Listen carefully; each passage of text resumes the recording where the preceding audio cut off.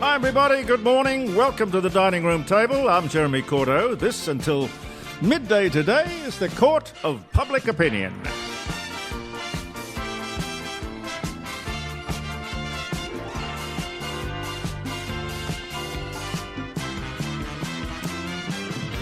Wes is adjusting his headphones. Gary's not even bothering with his. Too loud. First of all, Gary's very mischievous this morning. Well, look. Gary and Tony. Headphones are always either too loud or too soft or too something. You can just never get it absolutely right. I love you, Liz.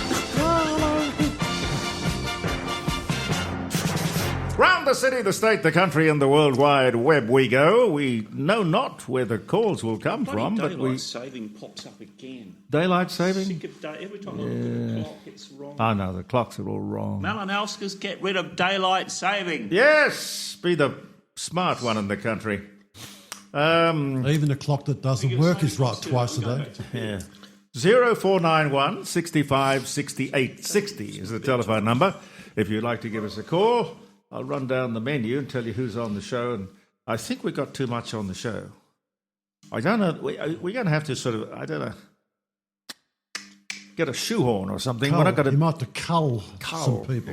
Yes. Maybe make the show longer. Well, we can do that, can't we? Indeed. Yes, it's we your can. show. Yes, it's your party. yes. You can cry if you want to. Yes, It's that's my true. party and I'll cry if I want to. Potato shortage in South Australia. What are you on today, Gary? What?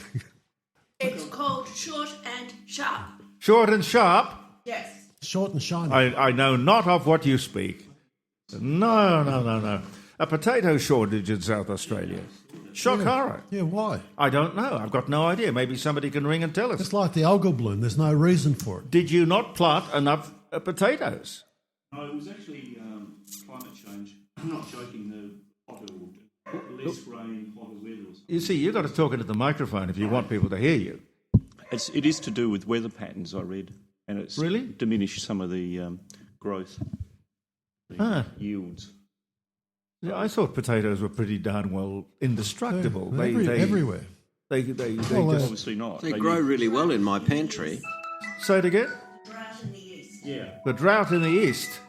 Well, blame it on the east. It's weather. I think that's reasonable. Hello, Maria. South Australia has 80%. Good morning. Morning, Glory.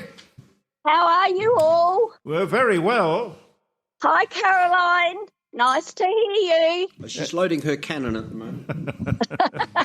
Potato shortage was due, supposedly, the news said, the drought and cold weather. That's what they said. Oh, well.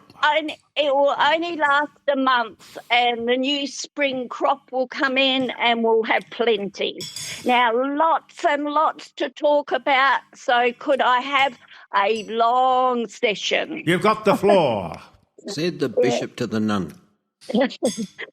Oh, look. Was the actress, was The it? Sorry, actress. Jeremy. Yeah.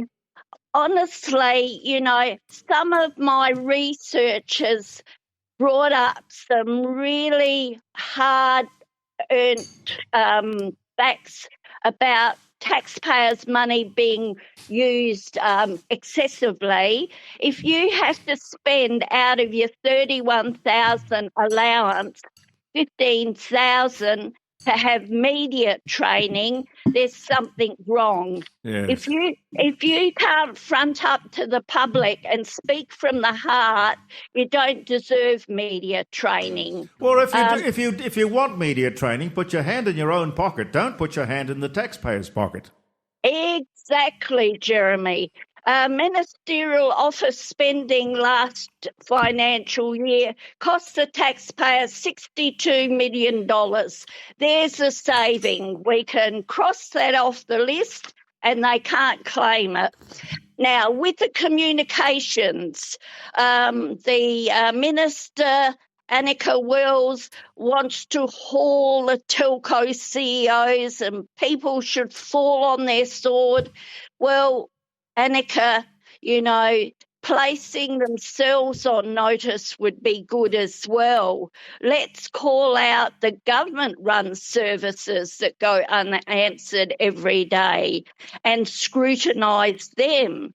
But see, that won't happen. There won't be any checks and balances for them. And Annika Wells, Maria, was meant to introduce, because of a number of recommendations, a O custodian April of last year, and that only came into effect April of this year.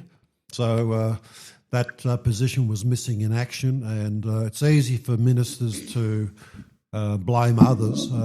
As you say, Maria, quite rightly, the government has no shortage of issues we can complain about. Well, wouldn't it be interesting for the telcos to turn it round onto the government and say, well, how many people have died because of your ambulance ramping that you promised That's true. to get rid of years ago, and you've done nothing about it? Yeah. To mention Turn it round onto them. Not to mention the pink bats fiasco. For example, Yeah. Head should roll Governments in. are one of the worst perpetrators of these sort of issues. Exactly. Now, heads should roll, Annika's head should roll, some of the other department heads and associates should roll. Don't actually take it out only on one telco.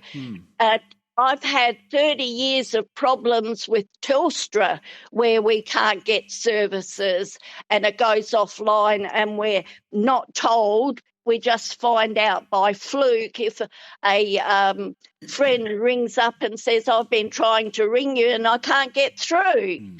Now, in regards to normalising theft, it's fine. The young ones say it's fine to actually steal. Now, do they realise that it actually costs the retailer that passes that on to us, all this theft and wrongdoing? It sends the wrong message. If they say 18 to 35-year-olds, it's okay to steal, oh, hell, what will our future hold? It is so wrong, and they say 54% say it's justifiable. There's another saving. Bring back that stealing is a crime and we can save a hell of a lot of money. It might reduce some of the cost of living. Well, when you say bring it back, darling, I mean, who took it away? Who started to say that it was okay to steal? Oh, the woke ones, the judges, the barristers, the social workers. In Victoria, the courts actually advise judiciary that they've got to release the little... nearly said it. Cherubs. Yeah. They have to put them out on bail because you can't impose, strict standards. The manual is a mockery, A child, especially like an Aboriginal child, they say should be released on bail with conditions. No, I say that they should teach them not to rob, home invade, to steal cars, to run amok in society. We've got the Simpson Desert out there. If you can't be law-abiding, your little shits go out to the Simpson Desert to actually do hard labour, doing some of the roads that need bitumising. For Maria, Australia. There's an article, I haven't got the whole article, but in today's Advertiser, Caleb Bond has got a story, and it's entitled Supermarket Empires Cry Foul Over Theft, but it's their own fault. And he says here, capitalism can go too far and the grocery giants that abandoned their customers are now paying the price. Right. Now, I think what he's saying there's a picture, I think it's because of self-checkout.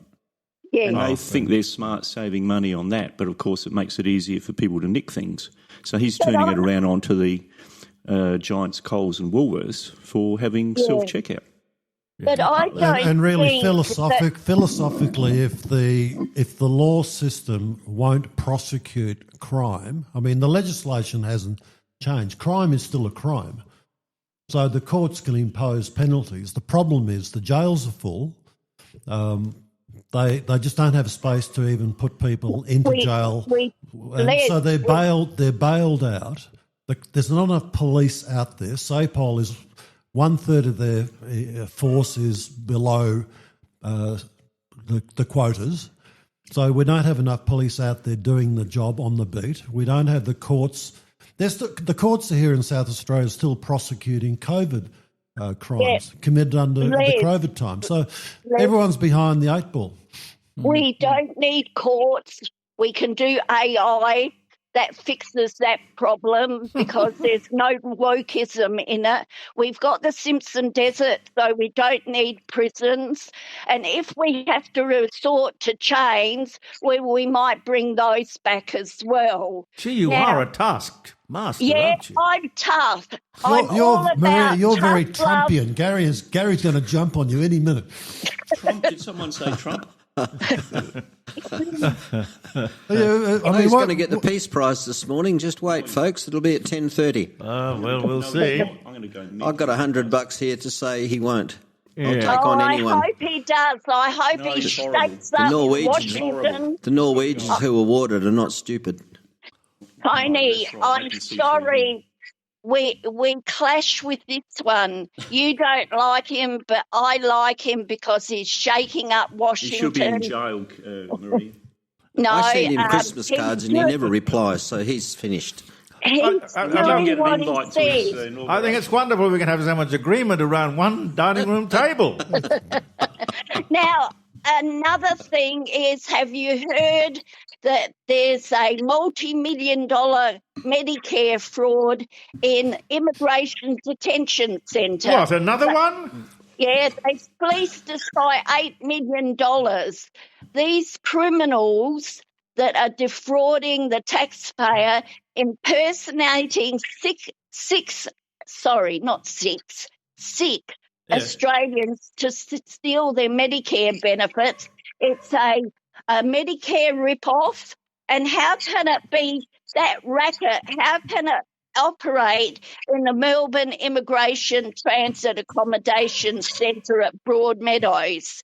The value of the scam, as I say, is $8 million. They've confiscated devices of mobile phones and were seized during the operation. Stolen personal documents, including driver's licenses, healthcare cards, and tenancy agreements. How can this happen in a detention centre, for God's sake? When can we get rid of these woke, very weak? It just makes my blood boil. And maybe second to last, the two nurses that threatened people on a carriage service to kill, the prosecutors have dropped the charges. Now, isn't that a double standard? How hypocritical, because hasn't recently a person that's using a carriage service threatened to kill the Prime Minister, but he's been charged. His charges haven't been dropped. So, as I say, it's a double standard. These people should have had their citizenship, if they are citizens, stripped and sent back to the Never Never. How dare they? You know, this country gives them a home, gives them value, and they abuse it. No, I'm sorry. It should, in my tough love assessment, they should be recharged and sent off to the Never Never. Okay. What's wrong with the Simpson Desert? I like the Simpson Desert. Simpson Desert could be fun. So that was second to last. What's the last one, Maria? The last one is that Australia's top education bureaucrat receives, how much does he receive? In 2023-24, he received a base salary plus super and expenses, $923,000, up from $636,000. This is the federal guy, is it, or is it a state guy? I'm not sure. I think he may be state. Mr. Cook. I don't know what his Christian. I don't know. I don't even understand why the feds have a whole education department or a health department, because they have no hospitals, they have no schools, they have no teachers. What exactly do they do that the states don't do? Well, they don't do very much. So there's another saving. We can cross out Mr. Cook's salary, because the education standard, they can't spell or read or write when they get to uni. So what does that say? Gonski is really poor. Julia did a bad job spending all our taxpayers' money, and they can't even read and write, for God's sake. No, well, I think she was a teacher, wasn't she? Supposedly. In a private life? Yeah. Gillard. Yeah. She was a lawyer. She was a lawyer, was she? She was a Melbourne Slater and Gordon. Oh, she was the one that thought hyperbole is pronounced as hyperbole.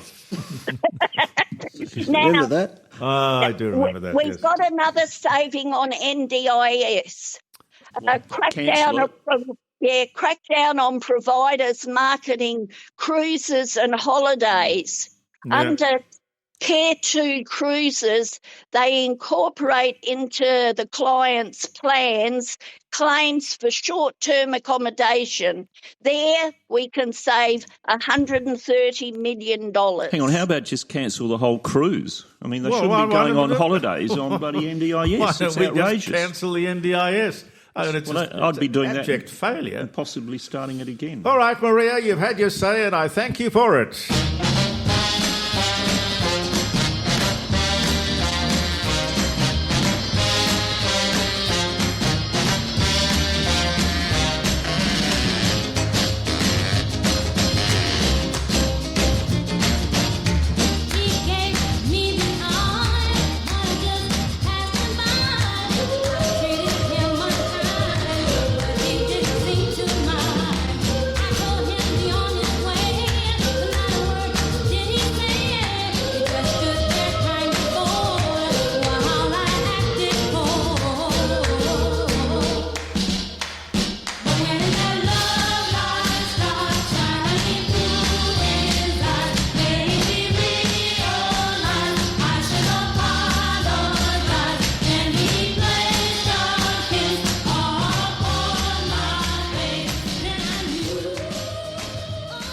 Okay, 0491 65 68 60. It is jeremycordeaux.com, right around the city, the state, the country, and the World Wide Web. So wherever you are listening, feel free to join us if you'd like to. Helen Glanville is going to join us. She's got a new book out, which is called Synopsis, Second Chance, A Lawyer's Journey from Disgrace to Redemption. A lawyer's journey from disgrace? Redemption here. Spelt wrong. Redemption. Well, I didn't write it. Take it up with the. What's redemption? Take it up with the executive producer. We don't proceed here with spelling errors. We're telling everyone else they can't spell and look at it. All right. Whoops. Professor Ian Plimer will be in the studio. In the studio or on the phone? In the studio. You said in the studio. Yep, in the studio. The great Professor Plimer. Peter Switzer, the expert economist, great economist. What's his newsletter called again? I was looking at it this morning. The Switzer Daily. The Switzer Daily, yes. Lots of interesting stuff in there. Peter Switzer, economist, expert. He'll be on the phone from Sydney. I want to talk to Nigel Dore. I used to know Nigel Dore in a different life when he was one of the big chiefs at the Commonwealth Bank. These days, well, I suppose he's retired. Sensible people do retire. You do, eventually. Eventually retire. Sensible people. There's always an end to this piece of string. Yeah, I guess there is. Anyway, Nigel Dore these days is the president of the South Australian Aviation Museum. Now, there's a crisis coming up with actors and voice actors. You know, there are people who make a living out of their voice, and they some are very good at voices. Comic voices. A bloke called Jeremy's pretty good. No, I'm just me. But if I was a voice actor, I could do I could do Daffy Duck. I could do impersonations and things like that. Yeah, well, whatever. So they've been taken over by AI. Tamara Linke will be in the studio, and we'll talk to her about the crisis that is looming because of AI. Yes. AI, ladies and gentlemen. John Overton will be here after 11 o'clock. And you can join us anytime you like. We're searching for sunshine. We're looking for a friendly place. A silver lining, a happy face. A little grin in that open space. And a chance to say, have a happy day. Happy day.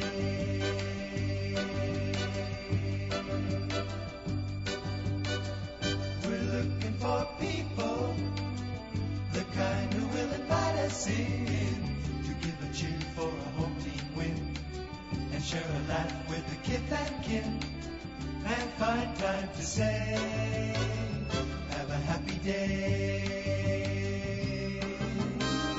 We're searching for good. Searching for good times, aren't we all? Now, Les, you want to pick a fight with me over my attitude towards aluminium wine bottles? No, I don't want to pick a fight. How could you possibly? You raised the issue yesterday in your podcast. Yes, I did. And you named me. Yes, I did.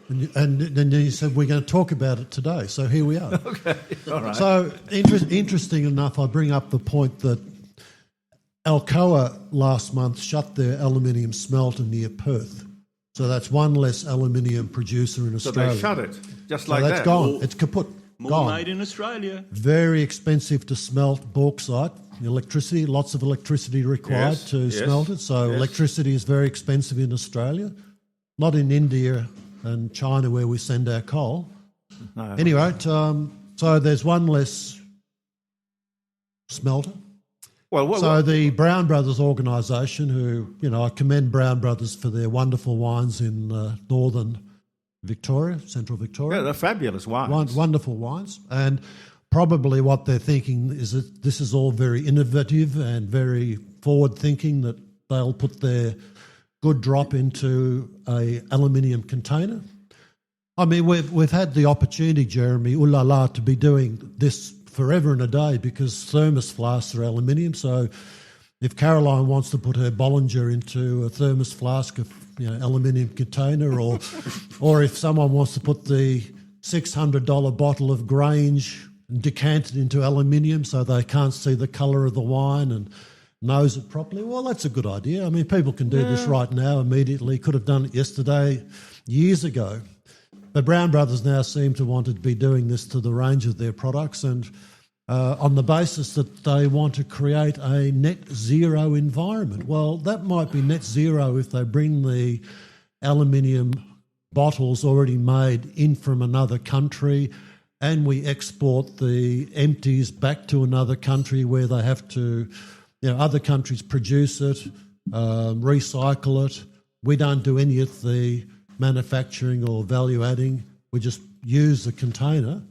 That might end up with a net zero, but not net zero somewhere else on the planet. And this is the problem, that we export our coal on the basis that net zero, but someone else puts the plume into the atmosphere. Yeah. But the reality, why are we worrying about other parts of the world? We are not in charge of South America, North America, Europe. But it's nothing to do with us. Look, the bottom line is that if this was ever going to be a feasible and an attractive proposal by Brown Brothers to the wine drinking public of the world, then the leaders in wine technology and wine production, the French, would have done this years ago. But the reality is that the French haven't done it because there's tradition, there's mystique, and there's all sorts of adjectives I could use that describe the way we enjoy our wine. And producers of prestige product, there's a lot of charisma and appeal about it, the way it's all done. So why would you take this fragile thing called your product image and put it at such risk? Well, maybe the younger marketers of Brown Brothers. Oh, yes, the 12-year-old in the marketing department. Ah, yes. And Famous, they might think it's a wonderful famous idea. for her good decisions, But, always. but we've had many organisations like Bud Light, Gillette, Starbucks. There's an endless list of organisations that have done or made marketing decisions that haven't been necessarily for the good of their organisations. Yes. Leave it alone. And it may well be that Brown Brothers will not do well out of this. Now, having come from a company that had the largest wine cask sales in Australia, where do you hide the cooler bar? Yeah. Putting wine into a plastic bag in a cardboard box was a very innovative and successful project. Yes. But we're talking about vin ordinaire. We're not talking about prestige wine. We're talking about everyday, easy drinking wine. And maybe Brown Brothers is on a good thing when they suggest that wine in a bottle, of aluminium bottle, for a festival or a picnic, or maybe across the counter in the theatre for quick dispensing, etc., might be a very, very good idea. But for good wine, our Grange, Chateau Lafite, Chateau Yquem, these things in aluminium is not going to, in my view, be successful. Well, courageous minister. It would be a very courageous managing You director almost that like signed off on saying, buy your bottle of your favourite red or white or bubbly, and we'll supply you a straw at the same time. I mean, how crass is that? Yeah, I mean, we're a sophisticated society, and we like to see the contents of our bottle of wine, even though some bottles are green, not clear. But we like to see that the wine, there's nothing floating inside the bottle. And the reality also is that aluminium has to be coated, otherwise it tarnishes the product. So inside the container is a coating to prevent the mixture of the wine and the aluminium, which would cause corrosion and taint the wine. Well, why is the bottle such a problem ecologically? Well, I think the Brown Brothers people are suggesting that aside from the net zero element, they're saying that glass is much heavier than aluminium. Yeah. So you would reduce the weight of the pallet. Transport costs could potentially go down. So maybe from their internal economic modelling perspective, it could save them money. But I think they're overthinking it. The cask had some sort of logic to it, because wine, I would have imagined, would have started out in a goat's stomach, one of those things that hang on a tree or something. Wineskin. A wineskin, yeah. So it was basically doing a 21st century or a 20th century. The modernisation of the wineskin. Yeah. But And look, wine went into plastic bottles, PET plastic bottles. Wine went into Tetra Paks. I mean, most of these things, like Tetra Paks and plastic bottles, didn't win the admiration of the public. No. And they were consigned to the history of failures. And maybe aluminium wine bottles will be also consigned to the history of and list of failures. Wouldn't it be great to have a museum of heroic failures? All of these wonderful, bright ideas that somebody got up in a boardroom somewhere and convinced the hapless directors that this was the right thing to do, the right decision. You think it could be as simplistic as having just a nice shiny bottle on a shelf that would contrast against all the others in the wine shop? Could it be just a marketing ploy? Yeah, but why would you... Can't you imagine Grange with a screw top and a nice shiny aluminium body? Well, In one word, no. It wouldn't worry me, but it would worry purists, I suppose. I think it's a marketing stunt. Marketing stunt. Oh, I don't think it's going to do them any good. It's not going to put them in a good light. Look, I'll check with my son because he's into bottling. Aha! Well, having said that, Helen Glanville's just arrived. How are you? I am well. I'm glad. And you? Yes, I am. With Excellent. your new book under your arm? Yeah, baby. Yeah, baby. Second Chance. Because last time we talked about the whole Second Chance thing. The organisation. Yes. But this is the man. You got to tell me the story. You want to know now? Okay. Tell me the story. All right. So, once upon a time, there was Gough Whitlam, Oh my God, this is a horror story. Yes, that one, where the mint never stopped. It kept going 24/7, Yep. and interest rates zipped right up. Yeah. And at the time, my former, well, he wasn't my husband then, was struggling because interest rates were beeping up to 24%. Yes. He was a very, very wealthy man in his own right. He owned a lot of property in King's Cross, a bus company in Brisbane, property in Dubbo and so forth. But things were too tight. You just couldn't sell. He couldn't sell to put things right. And along with total of eight lawyers that particular year, they were tempted to touch their trust account, which you don't do. No, you don't tempt it. Naughty, No, you don't very even- naughty. Oh, dear, oh dear. And then you start climbing the wall because you can't put it right. And so this, of course, is all before I met him. Yeah. And then he foolishly took a one-way ticket to Rio. Right. Somebody suggested to get out of circulation, and that's how he interpreted it. Was there an extradition treaty between Australia and Rio? Well, that's what Australia was trying to screw out of him and out of the situation, and the Brazilians wouldn't play ball. Yeah. Ronnie Biggs had already been there. In fact, he visited Jeff. Yep. He did not commit a crime against Brazil in any way. No. So they just held him because the Australians said hold him. And 13 months later, finally, he was shown how to get home, which is what he wanted all along. How old was he at the time? He was 39, going on 40. Yes. And as you know, men don't grow up till then. And so... if then, yeah. Yeah. So he came back to Australia in September 75 under full police escort. In fact, Darren Hinch saw him as he was changing planes in LA, and Darren got the scoop at the time. Haven't been able to reach out to Darren, but I have mentioned it because there was a newspaper article. Yeah. Anyways, I wanted nothing to do with this man. I had just read all the seedy headlines, you know. Had you met him? At that stage? No, I hadn't. No, but he had represented me in court where I'd had, in a car accident, damage to my chin. And he told the judge that my chances of being married were severely hampered.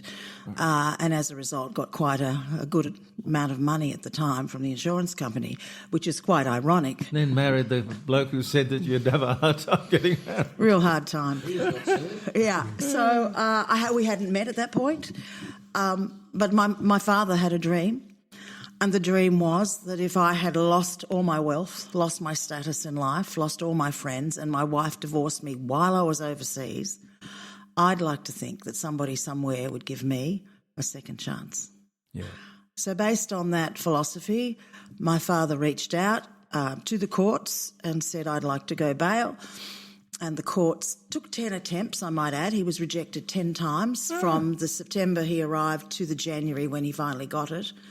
And they pitched it at $50,000 in 75, which you could remember. Yeah, well, that would be a fair great deal amount, of money. a goodly amount. Our family home was worth $54,000. Yes. And my parents put it up as a surety. I'm the eldest of 5. You've got to understand, I wanted nothing to do with this international criminal. I thought my father was mad. The police came along and told him such. He's a flight risk. Why are you doing this?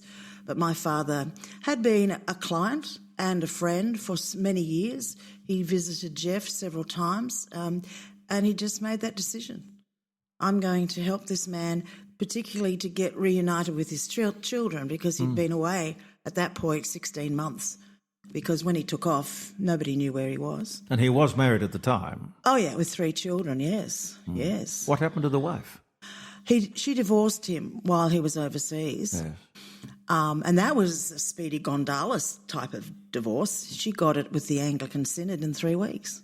Wow. It was a wow factor for sure. Yeah. So, again, I hadn't met him. I had already made up my mind because I was a self-righteous religious git. And I decided, no, absolutely not. I want nothing to do with this man. Because I'd interpreted his character via all the headlines for the previous 18 months, because he certainly made plenty of them. And we met, and the 4 of us went and had a Coles cafeteria roast. And 3 weeks later he proposed, and I said yes. Was it love at first sight? Or did you? Pretty much. There's a funny thing about women, isn't there? A lot of funny things about women, but they do love outlaws. What's that old saying? Ladies love outlaws like bankers love gold. Oh, is that right? Yeah. Well, he had nothing going for him. I mean, he was penniless. He had a criminal record. He was 20 years older than me and he was divorced. I mean, there was nothing good that would add up for my parents. What were you thinking? I thought he was pretty special. Seemed like a good idea at the time. That's right. Yeah. So how long did the love affair last? About 46 years. Well, that's not a bad innings. Not a bad innings at all. I knew him. We were married for 42. We eloped while he was in prison. How did you do that? Well, New South Wales corrections at the time, I don't know what they're like now, they had the smart common sense to help white-collar guys re-socialise back into the community, and they would give 1 day a month day leave. I see. Yep. And so we knew that we had 1 day day leave. I had just completed my nurse's training. 6 weeks later, I had organised a marriage ceremony in Newcastle. Now, that's an interesting story because the Sydney Diocese of the Anglican Church would not marry a divorcee at the time. So his cousin was an Anglican priest, so I had to rent a crowd, sworn to secrecy, to drive from Sydney to Newcastle to this Baptist church that we had access to. And that's how we got married, because the Newcastle Anglican Diocese would marry divorcees. Yeah. How about that? Well, The good old days. And what did your mother and father say? Well, they didn't know anything about it. That's why you elope. Yeah. But Yeah. they were going to find out sooner or later, weren't they? Yeah. So the guy who took me down the aisle, he went and made an appointment. He and his wife made an appointment to have afternoon tea with my parents the next day to make the announcement. They had my bouquet in their car, and they knew my parents. They all knew each other. Sat down and said, we just wanted to tell you that Jeff and Helen were married yesterday. Well, of course, she dropped the cup and saucer and cried and ran into the bedroom, as you do. And then But she'd risked the house, hasn't she? Oh, yeah. But let me say this. The moment Jeff formally asked, may I marry your daughter, my father withdrew the bail and put him back into prison, as you do. Well, look, he was vulnerable, wasn't he? Quite. Problem solved. But it wasn't. A few months later, his cousin came forward. The bail amount was reduced down to $35,000, and then he was free on bail for another 12 months or so. And then he faced the music in April 1977, and the hanging judge, as they called him, described him as a stain on society.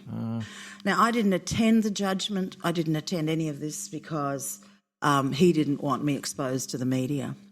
So that's why we left it for a few years and eloped on a day leave. No one suspected, nobody leaked, which was great. But that was the beginning, and a few more years later he was finally released. But my parents were so cold, so adamant that he was all wrong. He was definitely going to ruin my life. And yet they had risked their house. Yeah, but that was to get him back with his children, not to, I'll help you, Jeff. I'm not going to give you my daughter, Yeah, it is a bit much. It's a bit tricky. So they had no expectation that we would connect. Well, we connected and stayed connected. It's funny, when you have daughters, you just can't take your eyes off them for a second. Andy, be told. Yeah, no wrong. Look at Brittany Higgins. Brittany Higgins, yes. She's somebody's there's daughter. Another story. Yeah. So we were a team. We worked together. He's the white-collar criminal that when he came out chose not to chase money and materialism like many other white-collar guys would and do. He chose to give back to the community. And because of his empathy and his understanding what it was like to be rejected, what it was like to lose everything, he then worked in the prison arena. When we came here to South Australia, he was given doors that just opened before him and had recommendations from the head of the Courts Authority, a former police commissioner, QCs and the like, so he could be readmitted. And he so wanted to do that in the 90s, so he could then work with prisoners and give them a second chance and help them, show them a new way. Unfortunately, the Supreme Court here in South Australia said, go back to New South Wales, see if they'll let you in, and then we'll think about it. That he wasn't prepared to go back to Sydney because he knew that would just stir the media pot and all the old stuff would come back out. Because his was a little bit glamorous because his then mistress, who went over to Rio to meet up with him, happened to have morphine in a handbag. And so even though it was prescribed, they were suspicious. He was there. They looked up Interpol. He's wanted. Voila. So basically, that's how he got into prison. He didn't commit a crime in Brazil. He was just held. And there was a lot of correspondence between the then Attorney General of Australia and the Brazilians, but the Brazilians really liked people like Biggs and Glanville. Yes. They were colourful. And, you know, they thought that if they applied pressure and held them, that then suddenly the money would appear because that's the language of Brazil. You see? Well, it's logical. If you're a Brazilian, yes, in high power. So he had $3,000 on him of travellers' checks. He'd already used 1,000. He had 2,000 travellers' checks in his flat, and they just helped themselves. And he didn't have any more money after that. No, at the end of the money tree. Yeah. So, again, this was a man I wanted nothing to do with, absolutely nothing to do with. And, you know, I had to rethink everything about forgiveness, about change, about second chances. He really had learnt his lesson big time. He'd been humbled. He'd been stripped of everything. You see, he thought his wealth covered it all. He was seriously wealthy. He had inherited a huge estate upon the death of his mother, and that was, for a 30-year-old, probably too much to manage. He bought lots of property in King's Cross, but he couldn't sell it when the time came. Yeah, well, you just don't anticipate something like Whitlam popping out of nowhere and destroying the country. That's right. Right underneath your nose. Correct. It's extraordinary times because, you know, I remember I was at 2GB at the time, and there were, you know, red raggers like Brian White and other journos who were very thick with the Labor Party. And it was kind of like a mafia more than anything else. And I just sort of sat there as a very junior person, called in occasionally to read commercials because these people were above the business of reading commercials. I often thought, why don't you go and work for the ABC? This is commercial radio. If you don't like commercials, don't work in commercial radio. Don't take the money. But their honour didn't extend that far. But there was this kind of strange feeling when who was the bloke who was lost at sea? Billimore. No, the Prime Minister who was... He went off in a submarine somewhere. Harold Holt. Harold Holt, yes. Off from the Mornington Peninsula. Because out of the Menzies era, into the Harold Holt era, into, well, then came Billy McMahon, et cetera, et cetera. There was this kind of feeling that Australia, nothing was happening. We were bored. I remember in my dates, I found shortly before the Labor government was elected, the unemployment rate in Australia was 0.03%. You know, full employment. It wasn't the most exciting place in the world, probably. But, you know, here was Whitlam promising nothing but disruption, turning the whole place upside down, out of which... Everything was free. Oh, yeah. Free medicine, free this, education. free that. Yeah. Nobody pays. Just extraordinary. Anyway, he Well, that's when socialism started to really bite in. Yeah. So I can understand, having seen a bit of that era, and I'm able to contrast that which came before it with Whitlam and the damage that man did. Well, Jeff was probably unwise in so much as he probably should have, kept a little bit, not invest so much as what he did, but invest other people's money, which is what you do. He was an investor. His law was conveyancing and estates. Yep. And he was up and coming, and he was doing extremely well. It's just when you put yourself in a tight position, you've got nowhere to move. And so he wasn't, even the fraud squad said he really wasn't doing anything to improve himself or take things for himself. In the end, everyone got paid back because there's a lawyer's infidelity fund. And even my father was a victim. But it all came good because that's what the lawyer's infidelity fund is all about. But he didn't expect his assets to be sold 40% less than their real value by the administrators. And that was his downfall. He shouldn't have left the country. But then I suppose I would never have met him. So he was a charmer. He was very good with words. And one of my favourite sayings is, well, I was once a millionaire, but I didn't feel like a millionaire until I met you. He's good with words, you're right. Very, very smooth. Love it. I can give it back to Women love to be wooed. Yeah. So children as well? Oh, I've got the most gorgeous-looking men. Yes. One is 40 and the other one is 36 on Sunday.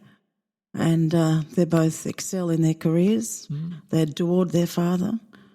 He was attentive, I think, because he had abandoned his first 3 children. He really did want to make up for the children we had. I wanted no children, by the way. I didn't even want to come to South Australia. I mean, I came here kicking and screaming. I didn't think there was any life force outside of Sydney. Yes. When he got the job, I'm thinking, you got to be kidding.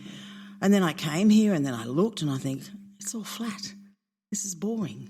I lived in the North Shore where there was undulating hills and big trees and high rainfall. We got hills up there. We got hills. Well, that's where we lived for 32 years. Yes, you see. In Kenton Valley. Yes. But we were wiped out in the fires of December 19. Never a dull moment. Never. That was a turning point. So when did you become an author? Well, I've been working on this prior to when my husband died, and then I asked him to verify the story, the facts and all that, and 10 days before he died, he blessed the book. That's nice. And he said, Helen, this is really good. It's written well, because I wanted the facts right, as you do. And I knew he would want that too. So he endorsed that, but I just felt it needed a bit more sizzle. So I engaged a journalist and we did a bit more research into the background of his era, my era. Does anyone know what the Brisbane line is? You know what I mean? Like, there's a whole generation now. You mentioned Watergate, they don't know what you're talking about. You mentioned Ronnie Biggs, they have no clue. Who's he? You see, so I felt, even though I'm a baby boomer, I could educate some people through this. Yeah. And then we did more research and found out that even though it was convenient to the Sydney diocese to put the blame on Glanville for their financial woes with Skeggs, which was the private girls' school in Sydney. He had been an honorary treasurer for 10 years. He borrowed $200,000 from them and went and admitted it and said, look, because he was the treasurer, he had access. He said, look, I've just borrowed $200,000. I will pay it back. I have the assets. I can easily pay this back. Please don't tell the police. Well, they did. But it was convenient for him to be in Brazil because they actually had debt of $14 million. And so the way it was skewed and the image was, it was Glanville's fault. Well, fortunately, we've done a bit more digging and research. I mean, he did the wrong thing. I'm not trying to whitewash anything about what he did, but in terms of proportion, one of the parents of the Parents Association said, and Glanville, he only took a miserable $200,000, of which $100,000 was paid back by the Lawyers' Infidelity Fund. And he said, as for the Anglican Church, they turned their back on the $14 million debt. It took them almost a decade to put that right. They were buying up properties. I don't know if you know much about Sydney. Yes, I lived there for quite a while. Yeah. Very colourful. We've told the Skeggs story. I've even put the Skeggs logo in there just for a bit of colour. And I told a few other little anecdotes, which are truth. I was a bit risque, I suppose, and at one point I broke into a prison to see him. Really? It's all in the book. Not many people break into a prison. He was part of the running club in Cessnock, low security, and he knew the timing of the running club. Yeah. He knew where you could just roll under the barbed wire fence, and I did. So, if they're going to get me for that, they're going to get me. But not too many people do that. No. I did it twice, didn't get caught, and I figure, 50 years later I can tell the story, I think. I think so. Do you cover much of the Biggs, Ronnie Biggs? No, thing? Except that he was very supportive of Jeff, and he visited Jeff for the first 3 months. He had a Brazilian woman, yes, and a Brazilian child, so that stead him well. He worked at Channel 9 here in Adelaide. No, but I do know he was spotted down at Grange, and he had a wife, and the kids were in Victoria at one point, but he was living here. Yeah, he was a carpenter.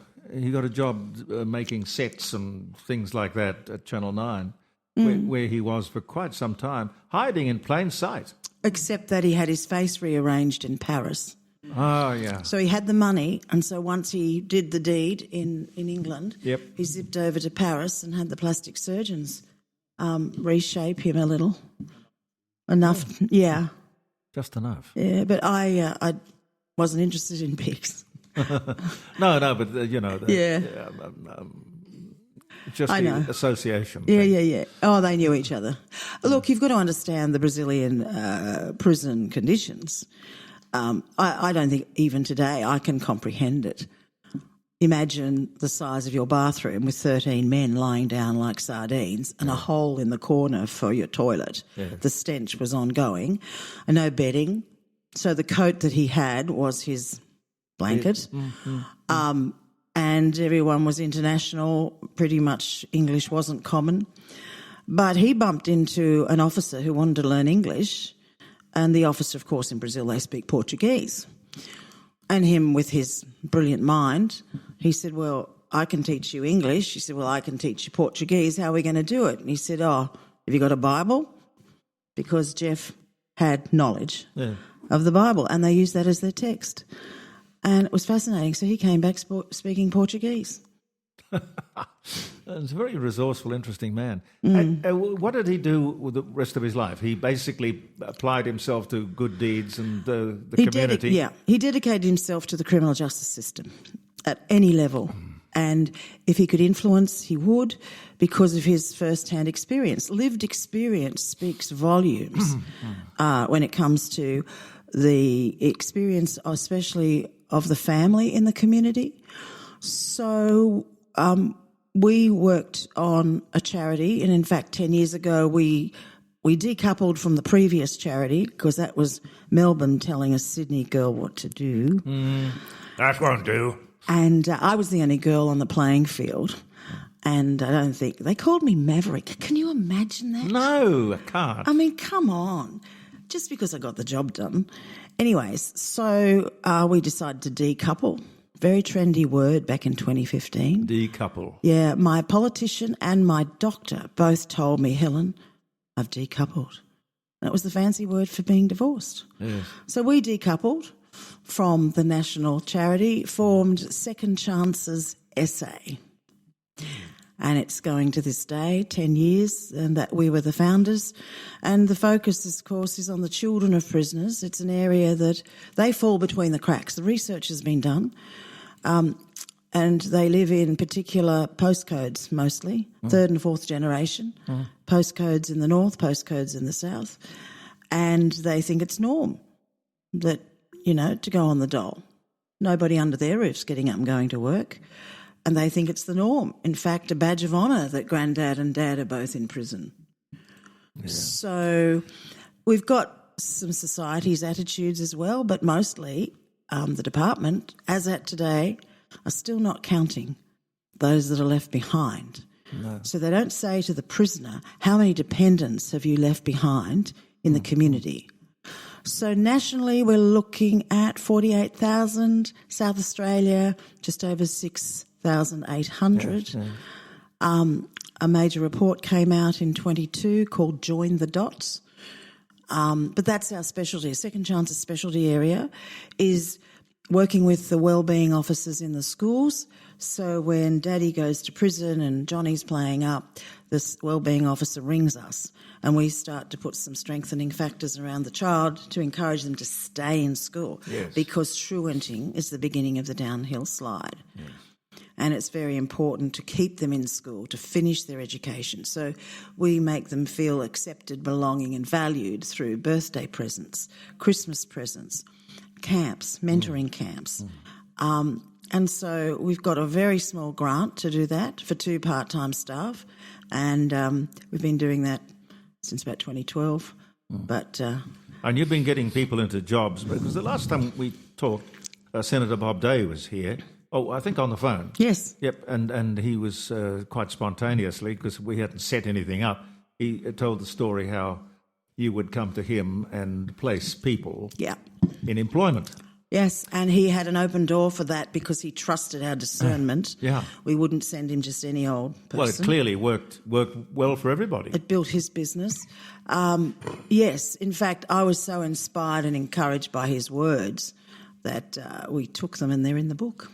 Oh, great. I was very grateful for that. He's a marvellous fellow, Bob Day. Has anyone put you up for an Order of Australia?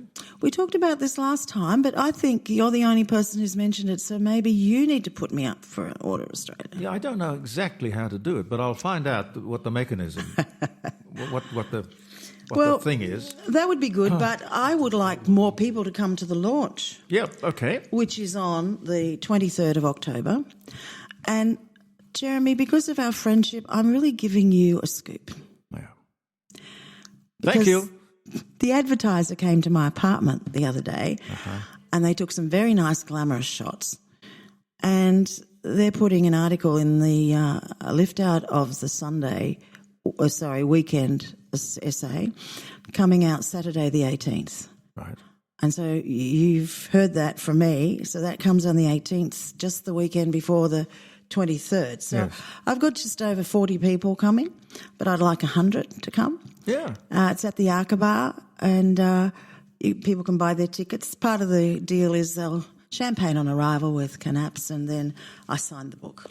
Yep. And those that have endorsed it, like a human rights advocate from Canberra, she's going to be there. Yes. And interviewed by my journalist, Michaela Andreev, who's works at the ABC. Yep. And a guy by the name of Professor Andrew Rees, Yep. who, when he was a child, played in the swimming pool of the Glanvilles. And he visited, Small world. He visited Jeff at Goulburn and Cessnock with his dad, and he has fond memories of father-son interaction on those trips. Well, how can people get an invitation? Well, they just need to go to the Humanitics link, Okay. which I can give you. Yep, just hang on there a sec. You're listening to the Court of Public Opinion with Jeremy Cordeaux, where the time is 10 a.m. Australian Central Standard Time. Hey, what's the weather for the weekend gonna be? Will it be hot, cold, rain, snow?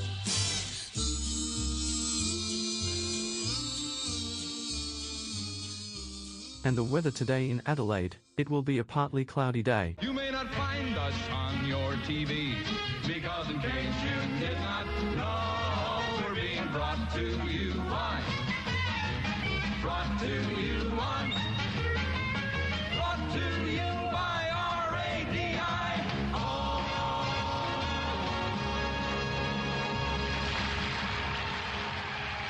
Helen Glanville's my guest, and her new book, which is called Synopsis. It's all about the second chances thing.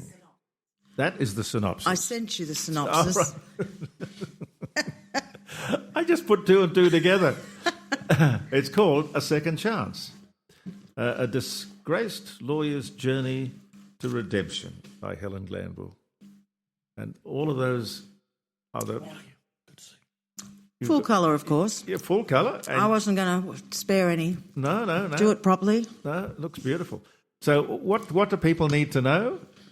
Is there a phone number to ring? Yes, they could call me. Yes, they could call me, and I can give them the link at Humanitix Ticket. Shall I give my number now? Yep. Okay. Why don't I get a pen so I can take it down too? You've got it in your phone, Jeremy. Oh, right, yes, I've got it. We're yes. friends, remember? Yes. I know, but I like to have a pen. I always like to have a pen with me. The brain's connected to the pen. I get it. It's 04. 04. 10. 10. 44. 44. 1636. 1636. All right, that's lovely, Helen. Congratulations on the book. Thank you. You better take that back because it's got all your markings in it. I haven't decided which part to read at the book launch, you see. I'm going to read a few pages. Yeah. And all these guests are being... My doctor wrote the foreword, would you believe? Yeah, okay. He's going to be there. And he's going to And be it's your interviewed. first book. You'd never written a book before? Never. Even it's been put together, I can tell, with a great deal of love and professionalism. It's amazing that it's your first book and it's so good. You know how it is. You've got to know people who know people, and then they give you ideas and they give you the best learnings from what their experience has been. But, yeah, Professor Andrew Rees is actually a novelist himself. And he gave us a few tips about restructuring it so people would want to know what was on the next page. The next bit. Yeah. Leave them wanting to go More. further and further in. More. So my website is helenglanville.com and helenglanville.com, and they can go to the main page and pre-order the book. That's wonderful.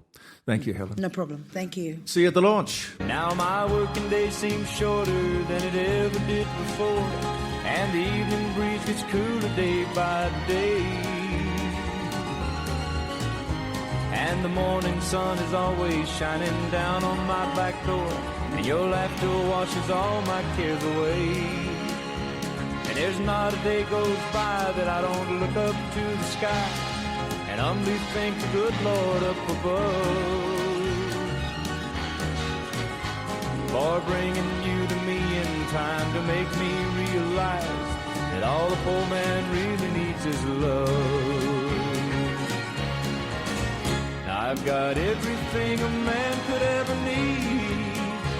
I got dreams to dream and songs to sing in the morning. I got hands to hold my baby child and eyes to watch my woman smile. I've got everything a man could ever need. I've got everything a man could ever need.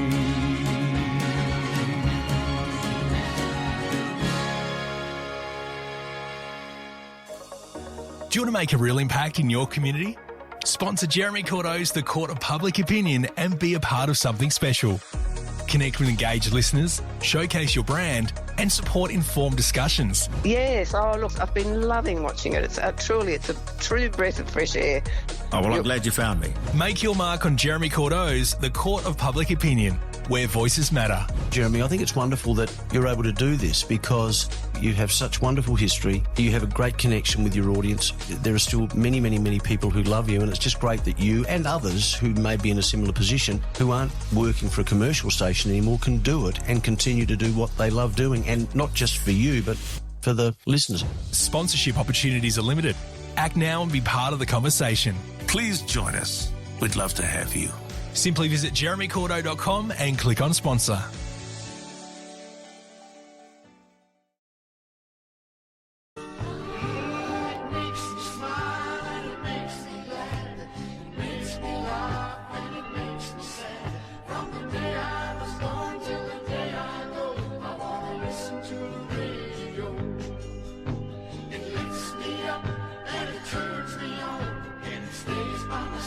Till the lights go.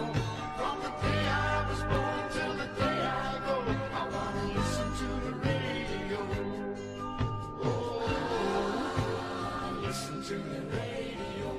And you can listen to the radio or you can be on the radio. It's just a question of ringing us up on 0491 65 68 60.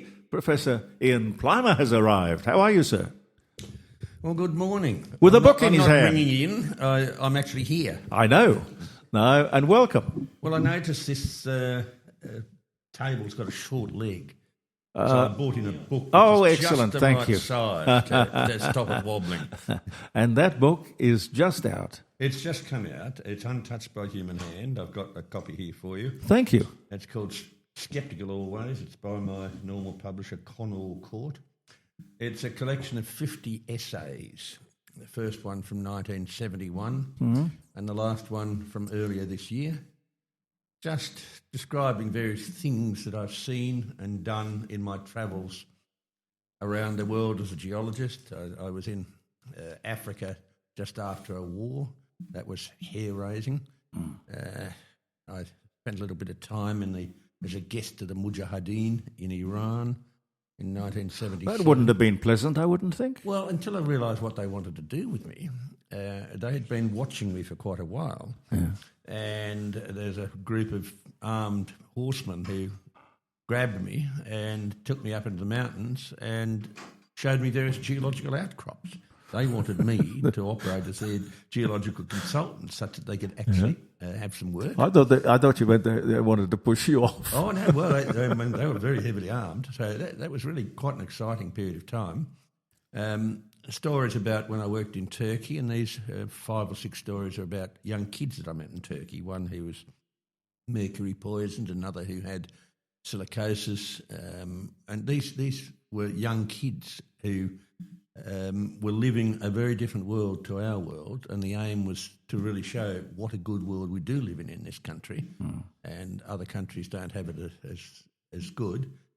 Quite a few with a political touch to them, so I had one story written about how God tried to create the earth, but it wasn't possible, and every move that God made, and I was quoting the Bible all the way along, he was stopped by various environmental groups. That'd be right. And others dealing with climate, others dealing with religious fundamentalism.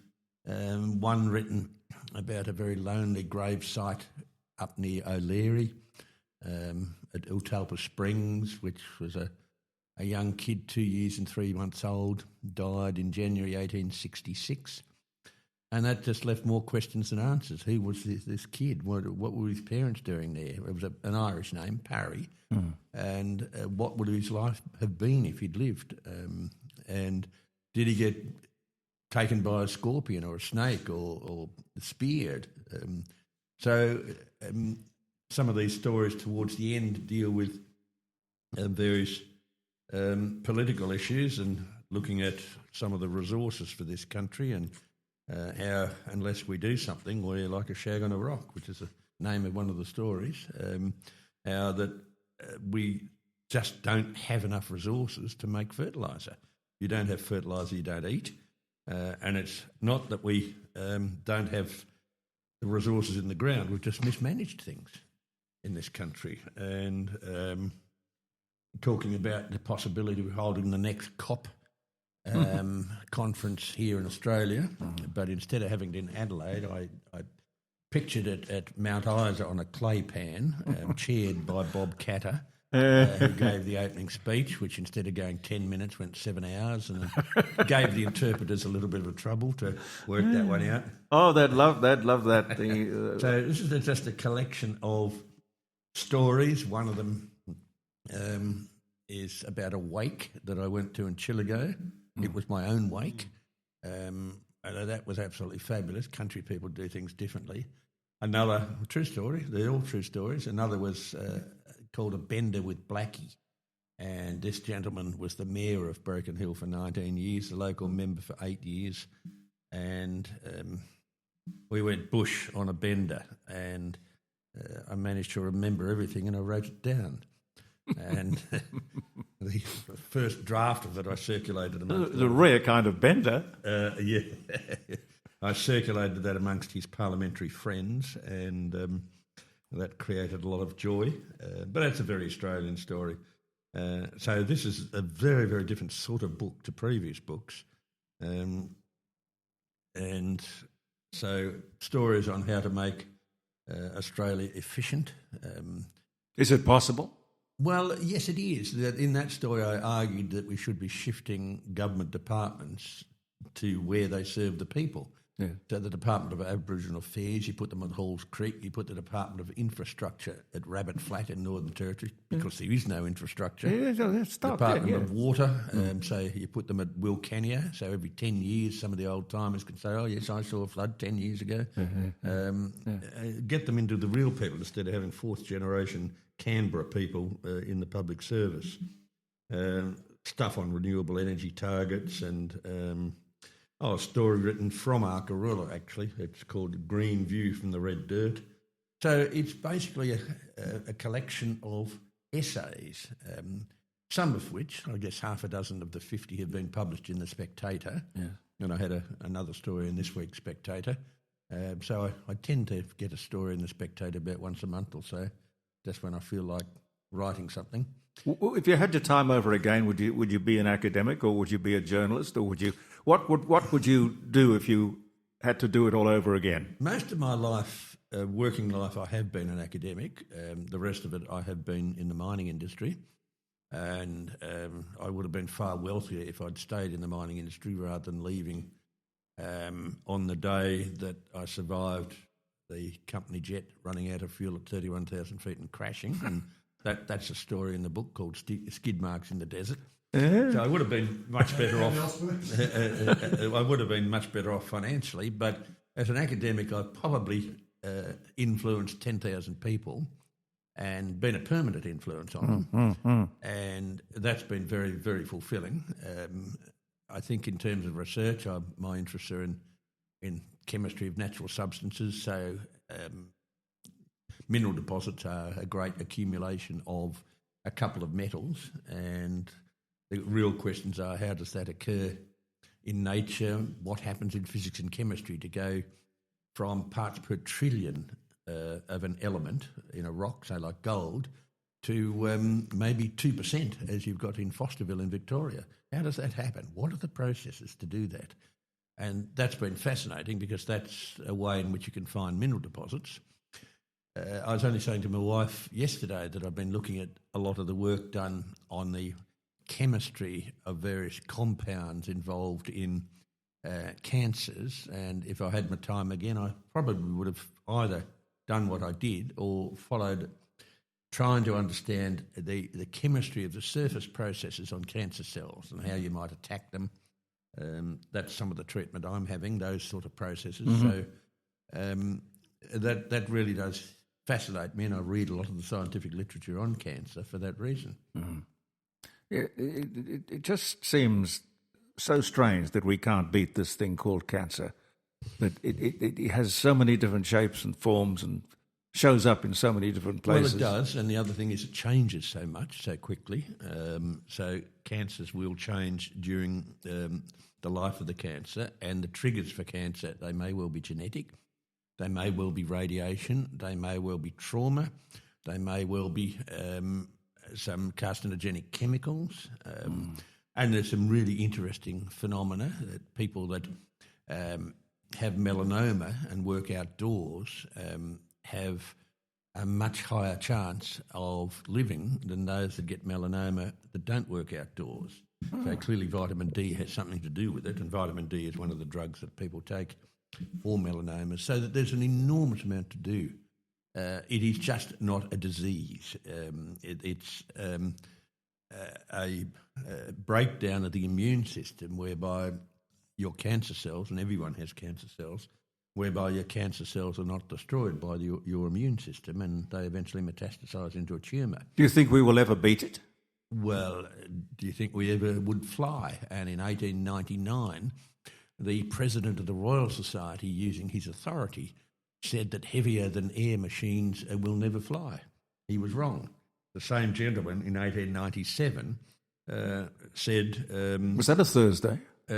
No, but his name was Kelvin, Lord Thomson, very famous scientist. And in 1897 he said, we now know all their is to know about physics. 2 years later, the bloody French discovered radioactivity. So, I think to answer the question is probably yes. It will take a huge effort, and the sort of treatment I'm having is not conventional treatment. If I had, with this very aggressive metastatic melanoma that I've got, if I had gone down the chemotherapy route, according to the scientific literature, I had a 2.3% chance of survival over 4 years. God. Well, it's now 5.5 years since diagnosis, and the stem cell count has been kept static or going up slightly, and that's because of the immunotherapy that I'm on. So I'm one of the lucky ones where I was caught very early, and rather than accepting the drugs that they were going to put into me, I read up on them in the scientific literature and forced my medicos to give me all the scientific literature on it, and eventually realised that maybe the treatment they're suggesting, immunotherapy, for my particular cancer, it doesn't mean it works for other cancers, but for my particular cancer, it's going to work. Yeah, it appears to, because I've got an extra 5 years of life. Whether that keeps going or not. But is it something that is contained, or will they blow a whistle and say, we've beaten it, it's over? I'll never be in remission, and it'll never be beaten. But the interesting thing is that my stem cell count, and these are the cells shed by existing cancers, my stem cell count is well into the level of metastasis. However, I don't have any tumours, and so the tumour suppression drugs that I'm taking must be working. So I have regular PET scans about every 3 months or so, and this is when you get a glucose molecule and you play with it. Now, glucose is interesting because cancer feeds on sugar and it feeds on carbs. And if you can cut sugars out of your diet, if you can reduce the amount of carbs, then you have a chance of starving the cancer. So what happens is that taking off a glucose molecule, you take off one of the hydroxyl molecules and hydroxyl radicals, and you put on a radioactive fluorine, which is generated in a cyclotron. And this radioactive fluorine has a half-life of about 91 minutes, and that goes in an infusion. I have a port put into my chest here where you have this infusion, and you glow with radioactivity. But where your cancers are growing, the glucose is being consumed. So that's a more radioactive spot. And you can pick that up with a positron emission tomography scan, a PET scan. And so by scanning your body, you can work out where you're more highly radioactive. And it's got a limit of about 3 millimetres, so I'm probably riddled with cancers that are less than 3 millimetres in size. But the advances in cancer research now are just incredible. Well, you look very healthy. Well, I feel very healthy. I look good. I drove to and from Melbourne earlier this week for treatment, and I had a special PET scan.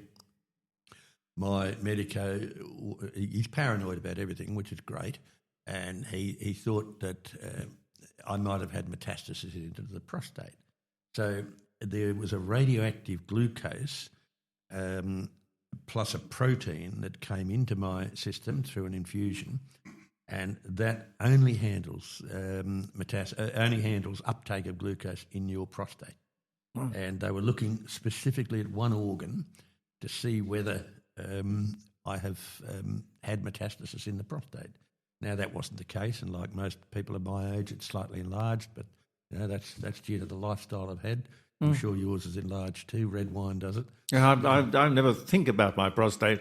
I just hope my prostate doesn't think about me. That's because you don't drink one glass. Oh, yeah. So that could be it. It's quite an interesting journey, but if I had my time again, I would probably try to understand the chemistry of what happens with cancer cells replicating and cancer cells metastasising and what you can do with it. Now, a lot of the drugs I take are well-known drugs, and most of them are not synthetic drugs. There are a few synthetic drugs that I take, and there are some drugs that I take in massive quantities, enough to kill a dead horse, and I do take some veterinary drugs. So the advances in cancer are just absolutely enormous, and I have been chasing various laboratories around the world when they invent something new. So in late November, I whistle stop in Istanbul for about 6 hours, and I have an injection of a new drug there that boosts the thymus, which puts out more killer cells, which consume more of your cancer cells. Off to Japan in a couple of weeks' time. I'll be going on a Monday and back on a Thursday, so I'll be able to be here on the Friday. But I've got a cancer vaccine that will be prepared, and that's based on dead cancer cells extracted from my urine and from my blood. And that teaches your killer cells to actually say, oh, that's a cancer cell, and you're injected with these dead cells, and it takes on the cancer cells which look like that, but they're alive. Yeah. So there are constant advances being made all the time, and the problem with these new drugs is that the Therapeutic Goods Administration and also APRA are not up to date with the literature. These are medicos who are 20 or 30 years behind, and secondly, they're ones who push pills very hard, and most of those pills come out of the major pharmaceutical companies which provide the drugs for chemotherapy. So they're not up to date with it, they're not aware of it, and this is why this sort of treatment I chase when I'm abroad. Mexico is one of the places where you can get a lot of this treatment, as is Panama, Switzerland and Germany. And Professor, what proportion do you believe that would be experimental, albeit the fact that you've researched it, experimental in terms of not mainstream treatments?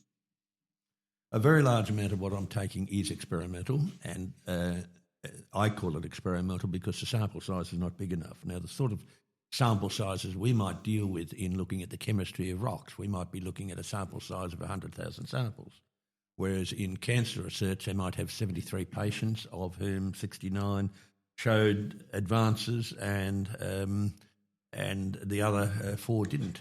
Now, that sample size for me is not big enough. Yet I'm happy to accept that as an interim conclusion and until the sample size is bigger. So I think a very large amount of cancer treatment is experimental, and a very large amount of it doesn't work, especially chemotherapy. If you've got identifiable tumours, then you can attack them with radiation. With other types of cancers, chemotherapy has been very effective, but not with mine. So it's horses for courses. It's a very, very interesting thing. So answering your question, if I hadn't known about my own situation, then I probably would have, if I had a second life, not even thought about being involved in cancer research. But I find it quite exciting. The only thing against it is that I hated organic chemistry at university, and one would have to be...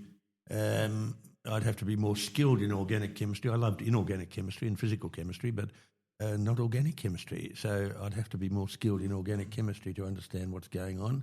I loved biochemistry, which I did. I did some of the life science subjects. That's because many of the young women were there. I did also psychology, but the young women there were nuts, so I didn't bother.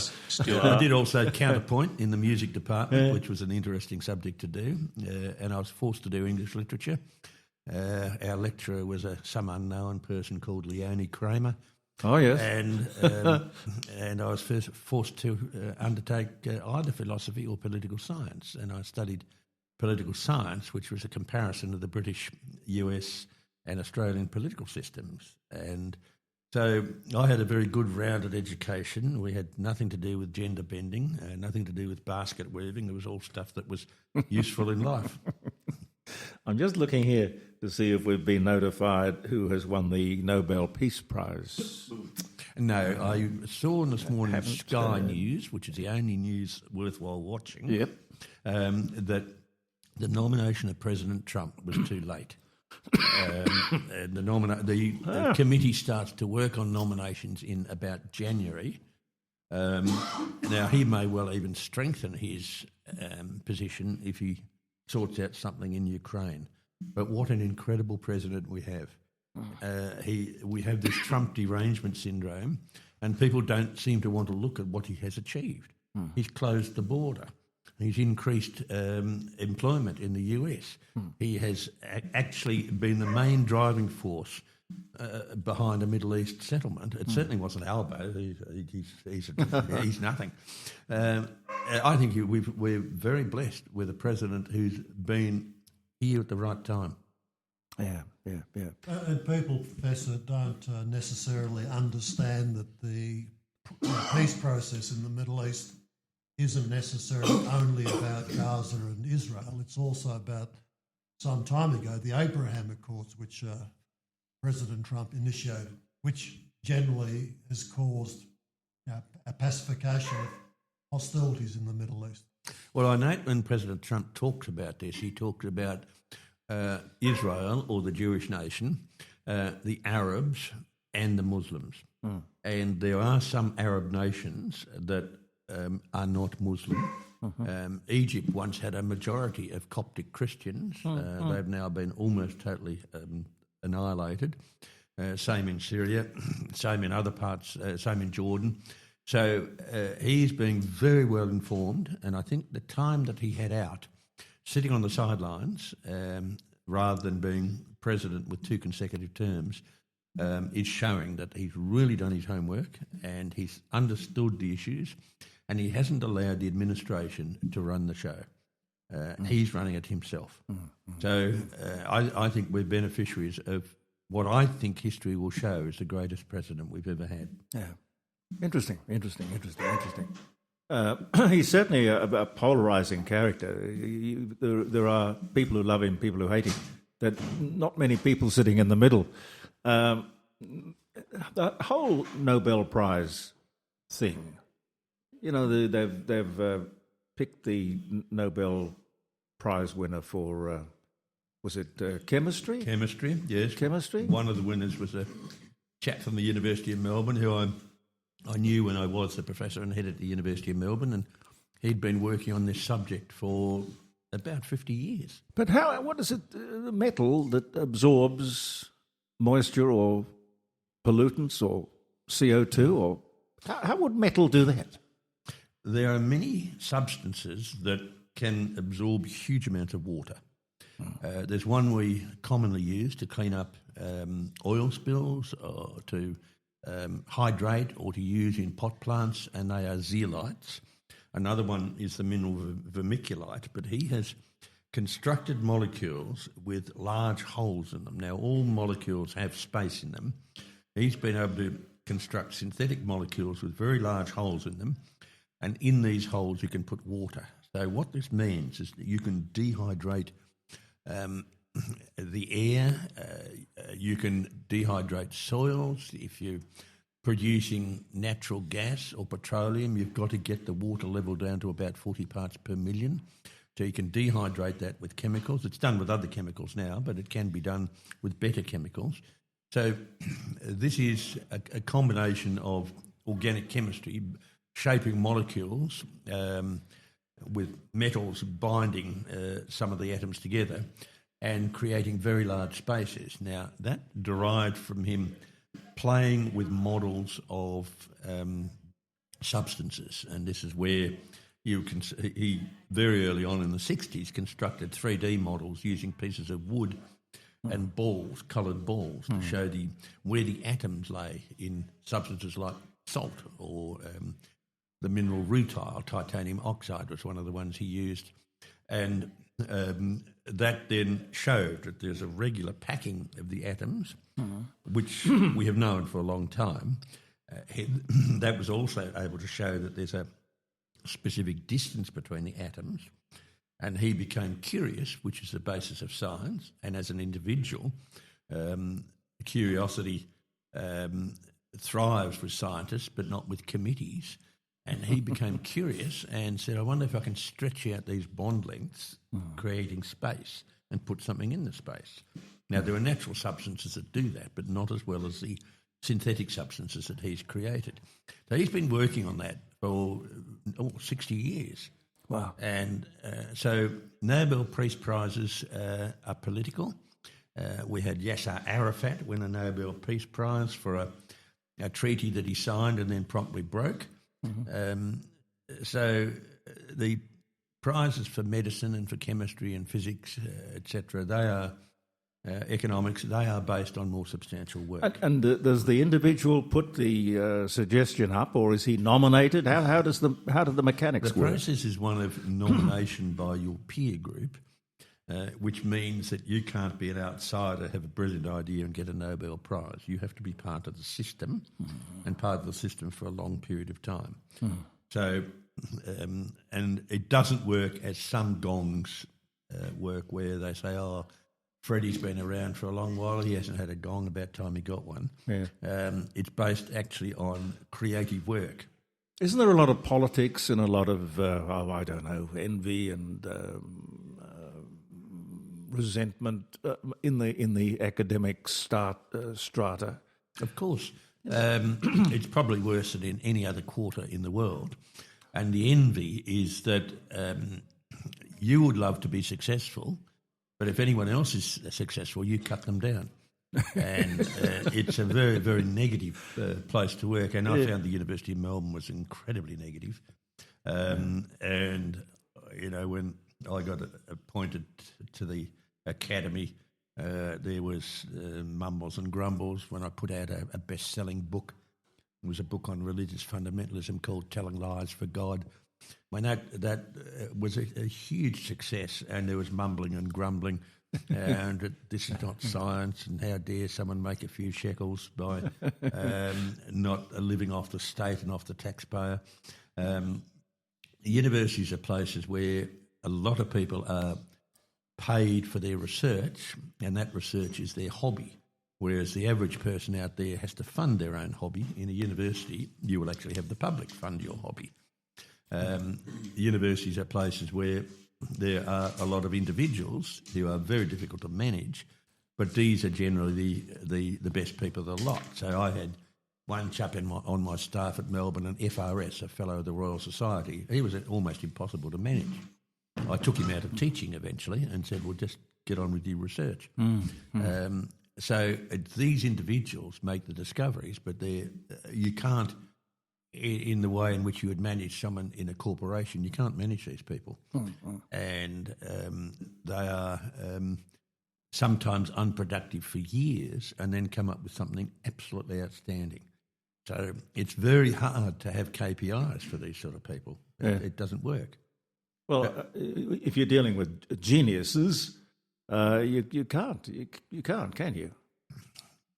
Well, universities have a few geniuses. I've met more geniuses outside the university in the corporate world than I have in universities. Interesting. There are a lot of long-distance runners, and there are a lot of people who plug away at the same project for a long period of time and eventually become an expert on it and eventually are able to make a serious contribution.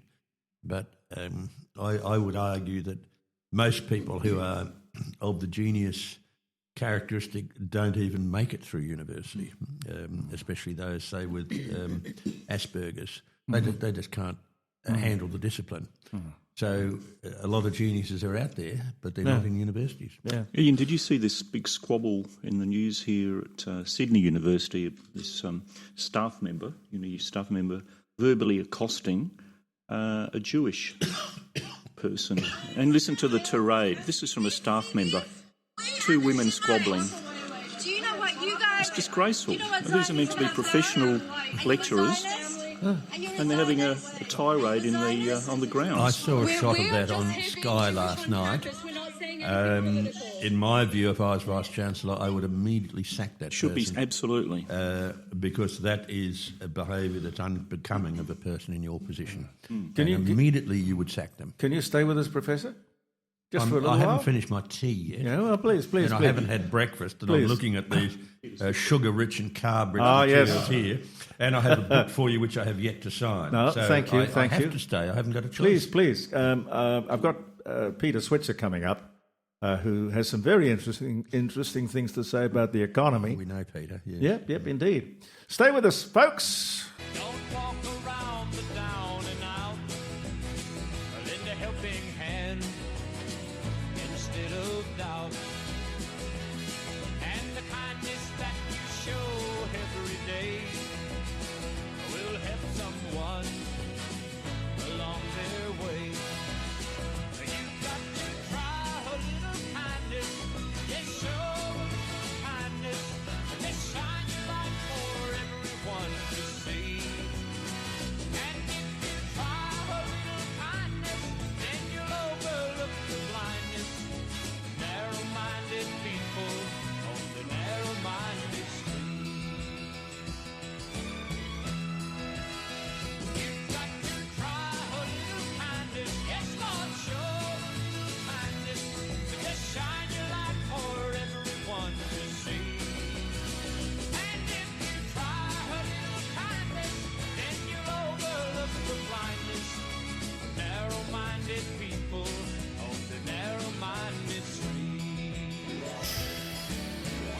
London. Telephone number 0491 65 68 60. The Switzer Daily. You can read him, you can subscribe to that, and you can get all sorts of very valuable information. Or you can listen to us on a Friday occasionally. We're lucky enough to get him on the program. Peter Switzer. How are you, sir? Great to talk to you, Jeremy. And you, gold. Gold fever. What isn't it a bit too late to worry about gold? It's. Do you see any more gain in it? Yeah, look, that's the problem I have. You know, gold has done fantastically well, and I am expecting it will keep on rising, but not at the rate we've seen. So, like, for example, up 44% in a year, that's a really big gain. And so there are the factors that explain it, Jeremy, I think are still around. In my story today on Switzer Daily, I know there's some great fans of Donald Trump, and I think he's getting a lot of things right, but he still has spooked the market with tariffs, and I think the market's getting used to it. But when the tariffs came, and when you start spooking financial markets, what they do is they look for safe havens, and that's what gold's always been. So the arrival of an unusual US president has helped gold. The shutdown of the US government of 750,000 employees on furlough, that's made a few people a bit spooked. The war in Russia-Ukraine has crept into Poland. That's another reason to be a little bit on the nervous side. The whole Gaza thing, the peace deal, Hamas, that makes other people spooked as well. But probably one of the biggest drivers have been central banks, Jeremy. The numbers are, in the past 3 years, central banks have bought 1,000 tonnes of gold, which is huge given the 400 or 500 tonnes they've bought over the preceding 10 years. So they've looked at around the world and thought, there's so much instability going on. Stock markets have risen so quickly on the back of artificial intelligence. Yeah. They're kind of saying we're not sure if we can trust good old US dollars and pounds and euros, so we're going to diversify our holdings into gold. That's pushed the gold price up. And also, Donald Trump does want to lower US dollar to get growth happening in the US. And when the US dollar goes down, historically, gold goes up. So you can see I've got 7 reasons so far. I ended up with 10. The stock market was an issue. Term deposit rates are so low. Lots of my financial planning clients are saying, Pete, well, why don't we try gold? Even if it goes up 7 or 8%, it's a safe kind of investment. I'm happy with that. And finally, Chinese and Asian economies have done so well over the last 10 years. Yeah. And we know every time we go on holidays, there are gold shops everywhere. They love gold. So putting it all together, that explains why gold has just gone through the roof. Peter, I've got Professor Plimer here, and as a geologist, let me ask you, Professor, why gold has always been this magical thing? It's only metal. Why is it so valuable? 2 things. In Genesis 2, verse 12... That's going back. Yes, it's the oldest book in the Bible. In Genesis 2, verse 12, there are 3 minerals mentioned: gold, bdellium, which is beryl, and onyx. So Genesis 2:12, God creates minerals. In Genesis 2, verse 22... God takes a rib of Adam and makes Eve, and that's the market. Right. So commodities first and then the market. Nothing has changed. Now, if gold is mentioned as the first mineral in the oldest book in the Bible, then there's at least 10,000 years of history treating gold as beautiful, rare, and valuable. And the second thing is that when we look at the price of gold, it hasn't changed.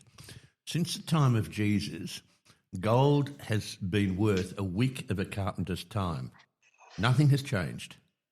It's the value of money that's changed. It's the value of money that's changed. And tied in with gold is a metal that I've spent a lot of time working on, and I'm up in Broken Hill next week for 4 days, is silver. Our silver, in the previous big run it had when the bunker hunt were trying to control the market, went from $2 to $50 an ounce. Yeah. Silver's now gone for a run from about $28 to $49. This is US dollars. So it's gone up 50% in the last 9 months or and something. in contrast to gold, it has industrial uses. The market did suffer once photography went digital, but the precious metals are having a run. The other precious metals, like platinum and palladium, which have got industrial uses, have not changed over the years.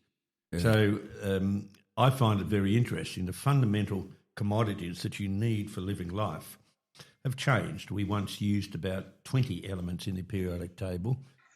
For our mobile phone, we use 62 elements, and some of these are very unusual elements like gallium and germanium and indium and the rare earth elements. But the big elements like copper and like iron and zinc, they don't change. There is a very steady market out there.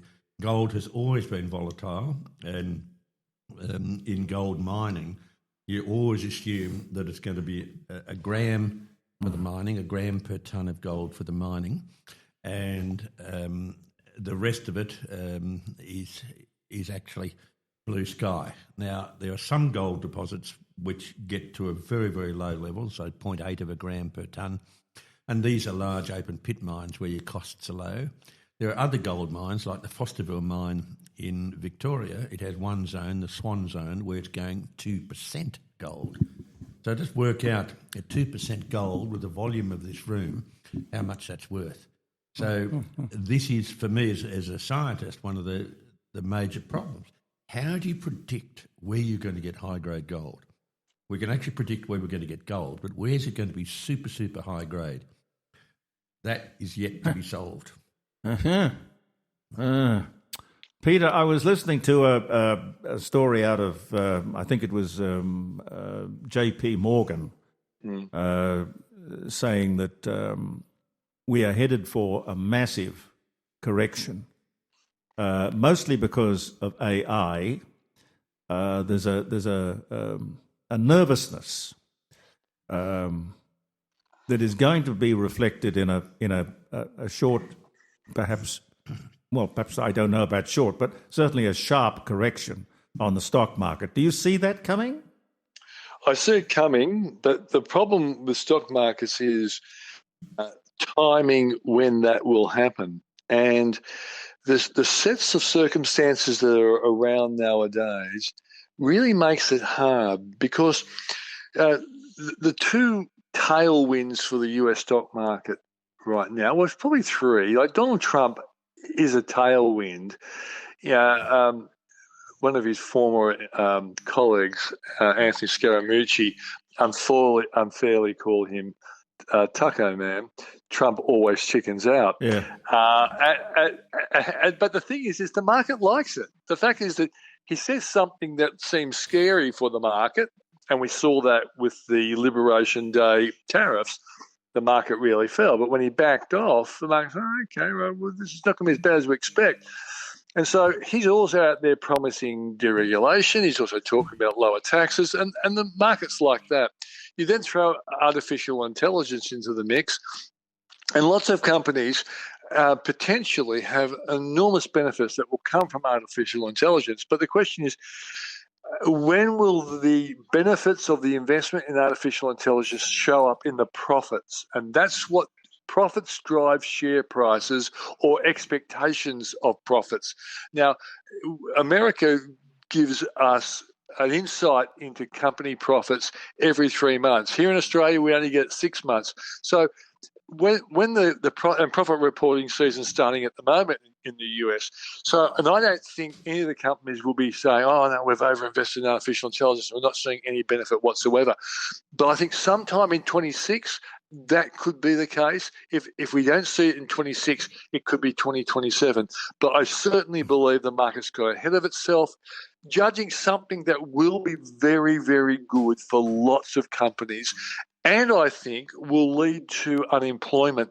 And that could be the trigger. If US starts showing higher than expected unemployment because companies are actually using artificial intelligence to replace workers, that's when the market will say, hang on, the US economy rests on consumers spending about 70% of their money and of GDP, and that will be really important. So I'm not worried now.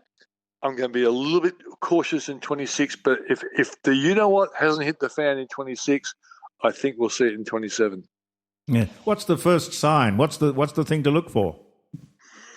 Well, data drops is very important, and I think, and it's interesting, because of this government shutdown, last Friday we didn't get the latest jobs report from the US. So I think the jobs report over the next, say, 5 or 6 months is going to be very important to see what trend is developing. Now, by the way, only a week ago, the Federal Reserve boss, Jerome Powell, basically implied 2 more rate cuts are coming. Now, that potentially could delay Armageddon for the US labour market. But once artificial intelligence starts working its magic, then I think we will start seeing some signs. So I'll be looking at that probably as the most important thing. But there are other indicators like purchasing managing indexes and all those sort of things, but they shouldn't change, because if I'm able to replace a worker to produce something, I'm still going to have the same kind of demands out there for product. As a purchasing manager, I think the labour market in the US is going to be the big watch for financial markets over the next 6 to 9 months. Great to talk to you, Peter. Thank you so much. Great pleasure, mate. All the best. Peter Switzer. Same to you.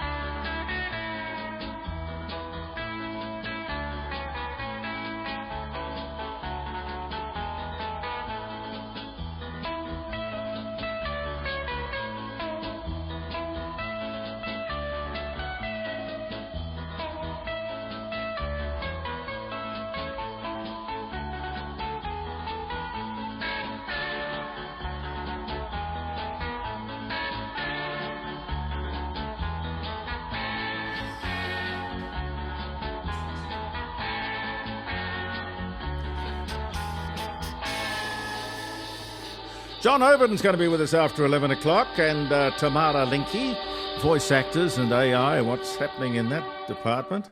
And I don't know, have we got John there? Oh, yes, Jeremy. The man on the street. Man on the street was absent last week. I'm sorry. I was down at my holiday house. Not a problem. Professor Plimer's still here. Say hello. Hello. How are you? I like meeting people on the street. Some of them are a bit dodgy. Yeah. Well, I think the reason why I call myself the man on the street is it's a legal term. Is that judges have to always consider their cases based on the man on the street. Yeah, it should be the man in the front bar, but anyway. Well, it's the pub test, yes. And that's why I have volunteered to be the man on the street. Well, in effect, you're a street walker. Well, I'm not a street walker, but I must say I was very impressed, Jeremy, with your speakers last week. John, I think was his name, one of them, and he talked about cursive being a lost language. in literacy. Yes. I can't remember. And I totally believe that. I used to write my message to my daughters secretly as Father Christmas in cursive, thanking them for the milk and biscuits they left out. Why not? And they still recognise it now as Father Christmas's cursive. And they're in their 20s now. Yeah. But I think that's a language we should not lose. No, the whole business of literacy and numeracy. I mean, I fear for the future, the generation that's at school now, because I don't know that the teachers know how to. Well, cursive is an art, and my wife is a teacher. And I must say that I'm very disappointed about the state government's announcement that they are going to allow students to do all their exams using a computer. Yeah. Professor, what do you think? I think it's madness. You have to be able to communicate. Computers fail. Computers have different languages. You learn one language in a computer and 10 years later it's a totally different language. Whereas cursive writing in the 12th century is writing we can still understand.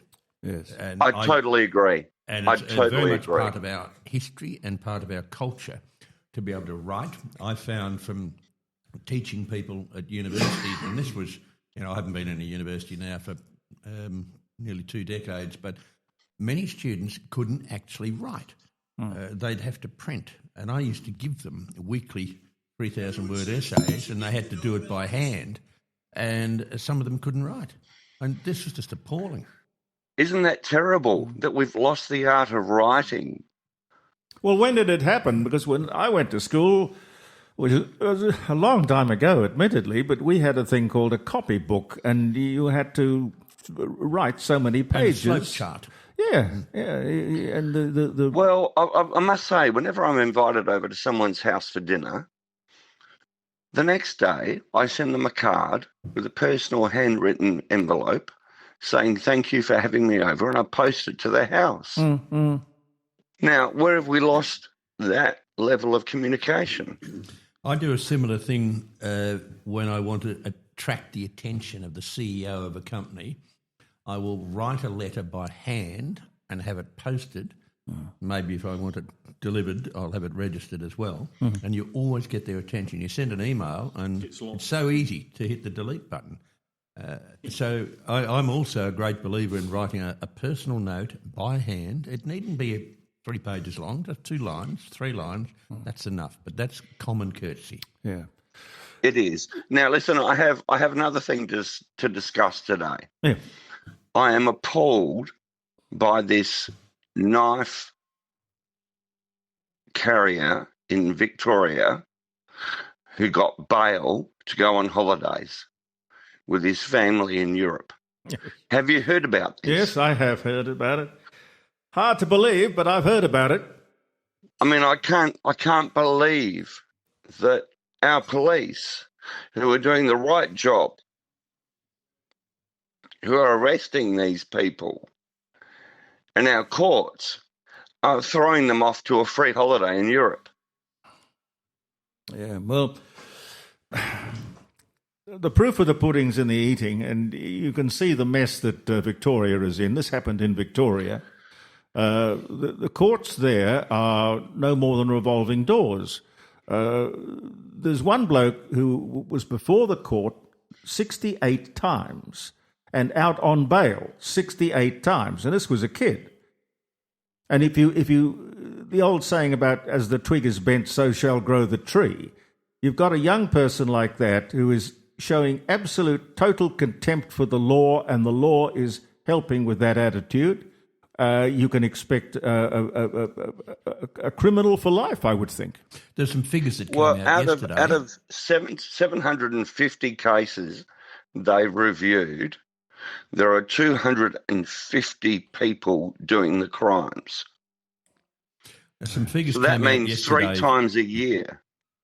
there were 7,000 arrests of 1,100 people, which shows you that there's these people being arrested. These are teenage kids. It's a hardcore committing 7 crimes. Yeah, I mean this is appalling. And how? What does this do for police morale? You spend your time, you track down someone, you arrest them, and some magistrate releases them with a tap on the back of the hand with a feather. And you know you're going to pick them up again in a couple of weeks' time. Now, that magistrate must be doing this because of some sort of government direction. Surely it couldn't be a conspiracy of stupidity, could it?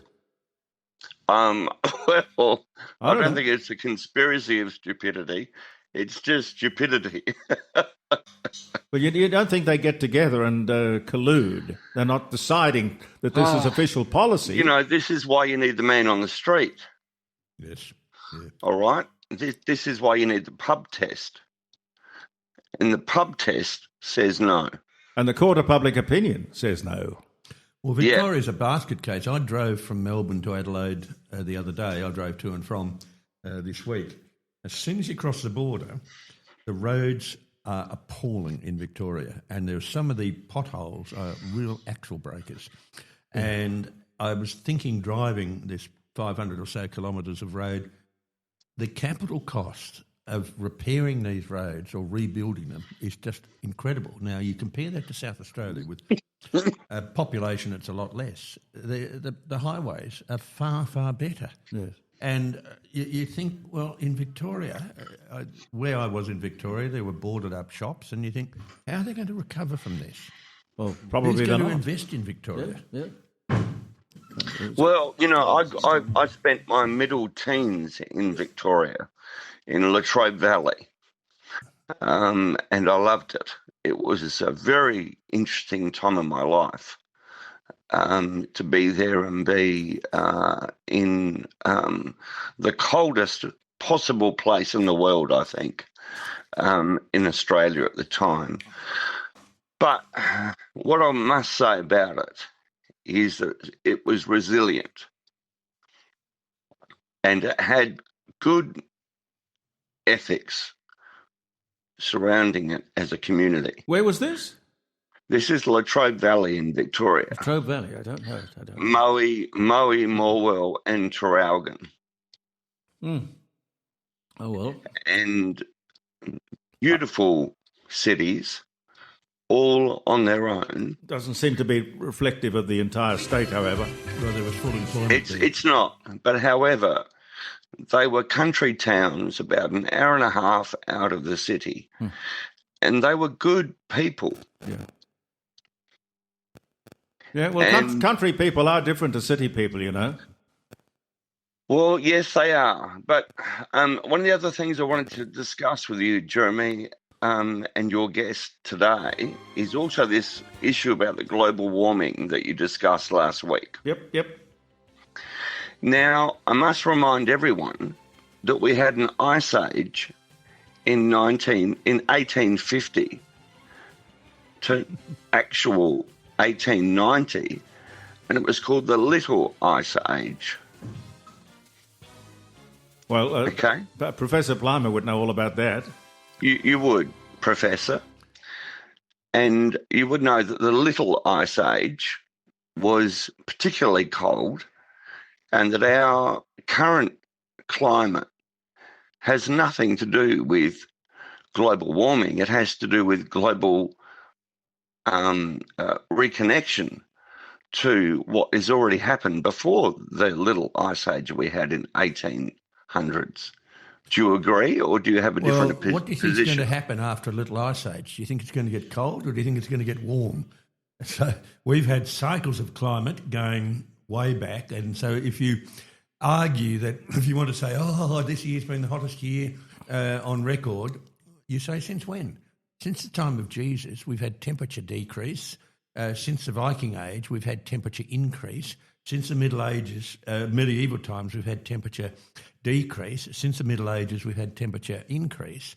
We are coming out of a Little Ice Age, or have come out. What do you think is going to happen? So we have cycles of temperature, and they completely get ignored. All that happens is people look at what's happening today and make a computer projection about what's going to happen in the future. Even these computer models, if you run them backwards, they don't work. In my view, this is the biggest scientific fraud we've ever seen in the history of the planet. Yeah, no, I'd agree with that. But somehow you've got to get through. You've got to get through through the hip pocket. The science is never going to win. The hip pocket is now starting to hurt people. Yeah. It's got to hurt even more. There's got to be jobs lost galore, and then we might find that we have had a policy that's absolutely and totally wrong. And you've only got to look back in the past, and in my science we deal with the past. You've only got to look at the past and say, look, it's been much, much hotter in previous times. It's been much colder. For the bulk of the last 500 million years, we've had sea level that's been 200 to 300 metres higher than now. So if you get a millimetre change in sea level, so what? That could be the land sinking. And some of the measurements you have to question. For example, at Port Adelaide, we have a measuring station there on a post that is showing that sea level has risen alarmingly, yet we don't see the same sea level rise at Fort Denison in Sydney. Now, why is that? It's because the post at Port Adelaide is sinking. So it's giving an apparent sea level rise. So you have to be very careful of measurements, and you have to look both internationally and back in time.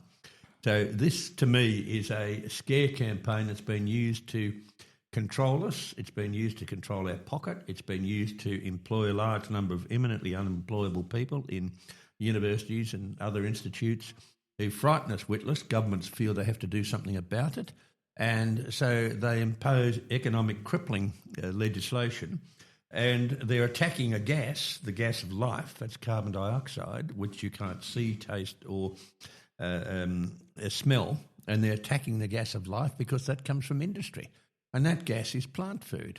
So this is a political move to actually destroy our economy, control people, and there's a large group of scientists who are actually party to this. Yeah, and there's also this massive socialist thing of redistributing wealth. And they figure that... Oh, yeah, very much so. You know, this is the ultimate weapon to... Yet the unions are huge investors in wind and solar. Yeah. It's funny about that. Okay, the Aviation Museum. Nigel Dawes is the president of the South Australian Aviation Museum, and I think they've got either it's a special day or a special week or something like that coming up. But I've been wanting to talk about this Aviation Museum for quite a while. We'll do it in a minute. Stay with us.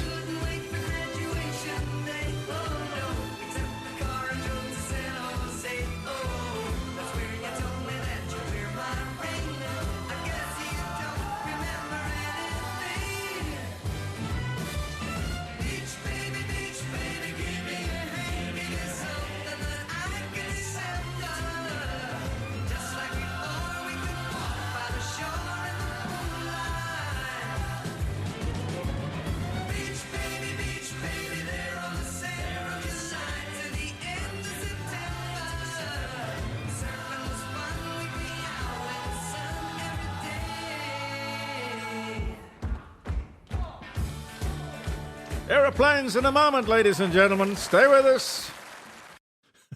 We were going to do... What was it?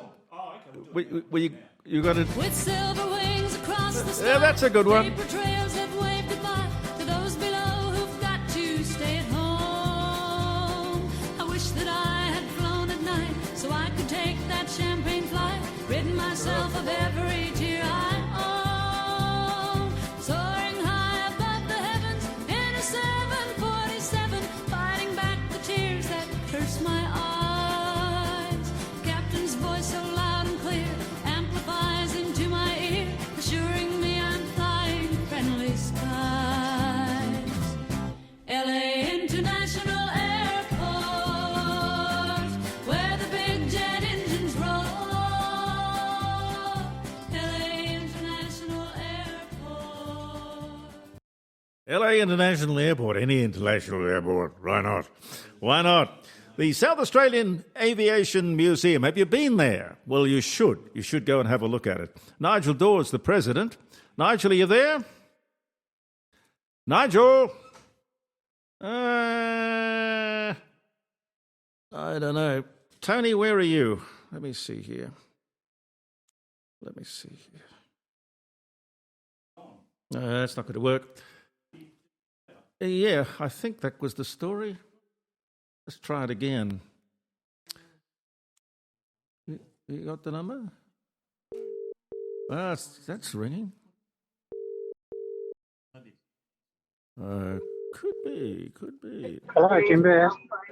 Nigel, is that you? Hey, beg your pardon? Is that Nigel Dorr?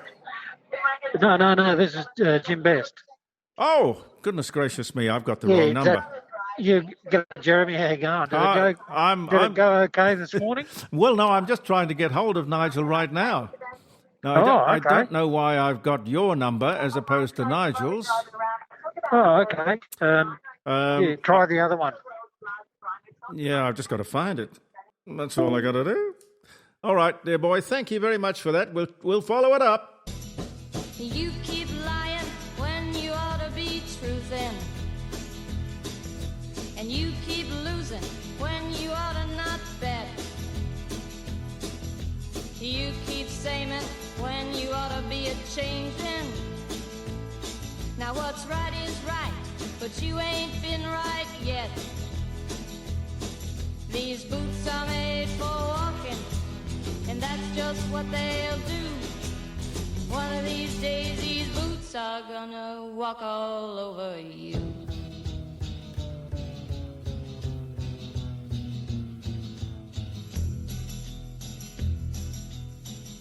Surely sleeping away, my love, like a shadow on a windy sea. I was hoping that I'd hear you say by now you're coming back to me. Surely sleeping away, my sweet, and there's still not a word to say. I was hoping that That's a pretty song. 0491. The person you're trying to reach is not available. At the tone, please record your message. When you have finished recording, you may hang up. Hi, Nigel. It's Jeremy Cordeaux here. I wanted to have a chat to you about the SA Aviation Museum. Never mind. We'll reschedule it for next week. I'm not sure. You're having an open day or something like that, and we'll just time it a bit better. Okay. Telephone number if you'd like to give us a ring, 0491 65 68 60. It's as simple as that. Can't find a friend, you still got the radio. Singing with the radio. Can't find a friend, you still got the radio. The radio. Listen to the radio. The radio. Listen to the radio. Still got the radio. Listen to the radio. The radio. Listen to the radio.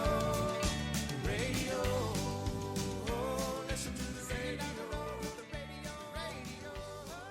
Radio. If you can't find a friend, you've still got the radio. John Overton's going to be with us in a couple of seconds.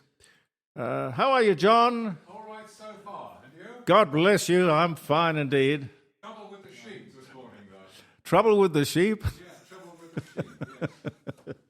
Well, look, it could be worse. It could be worse. I'll tell you about it. Come and sit down and join us. Hello. Professor Plimer, John Overton. Welcome to the dining room table, John. Thank you very much. Thank you, sir. See you next week. Look forward to it. Professor Ian Plimer, ladies and gentlemen. Pull up a microphone and hands across the dining room table. How are you, sir? So how did you solve the sheep problem? Pull the microphone over. Yes, we're doing it. Right, yes. They won't mow the lawn.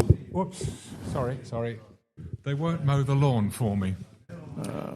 No, they did it last year, but they just refused to do it. And, they won't go through the gate from the paddock into the lawn, so I've put up a sign with an arrow pointing to the lawn. What could be simpler? That than will help. Yeah, and it hasn't made any difference this morning. Well, I remember. Yeah, that's what I'm beginning to think, yes. Say it again? Dumb sheep. Dumb. Oh, Lord. Yeah, there's something the matter there. I mean, the grass is really green and ready to go, you know.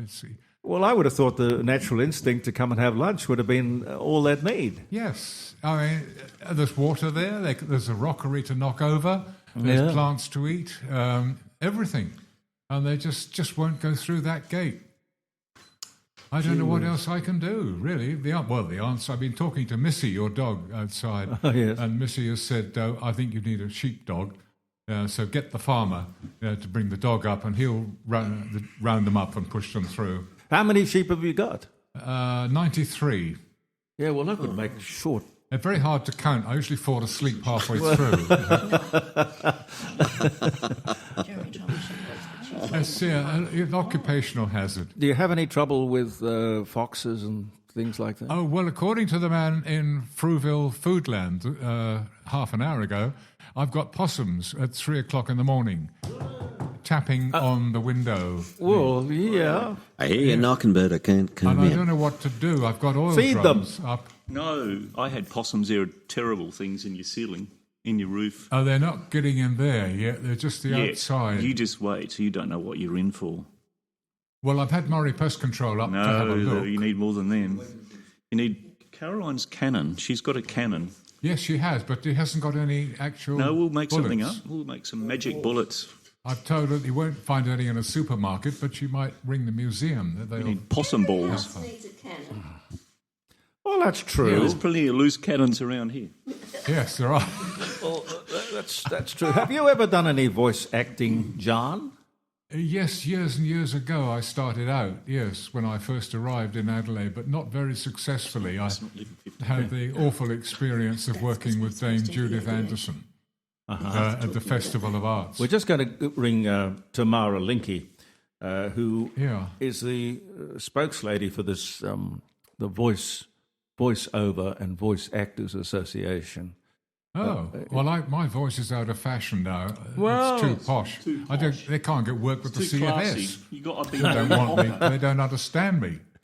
Well, there was a bloke here. Now, what was his name? Grant Goldman. Do you ever run across? I heard the name. Grant Goldman. He worked at AD, and then he went. Hello, Tamara.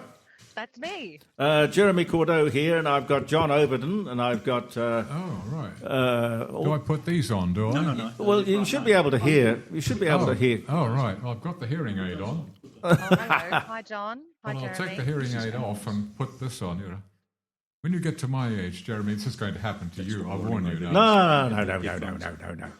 You've got a The few... trouble with people who work on radio, we tend to wear headphones and tend to have them too loud, and I guess that does do some harm to one's hearing.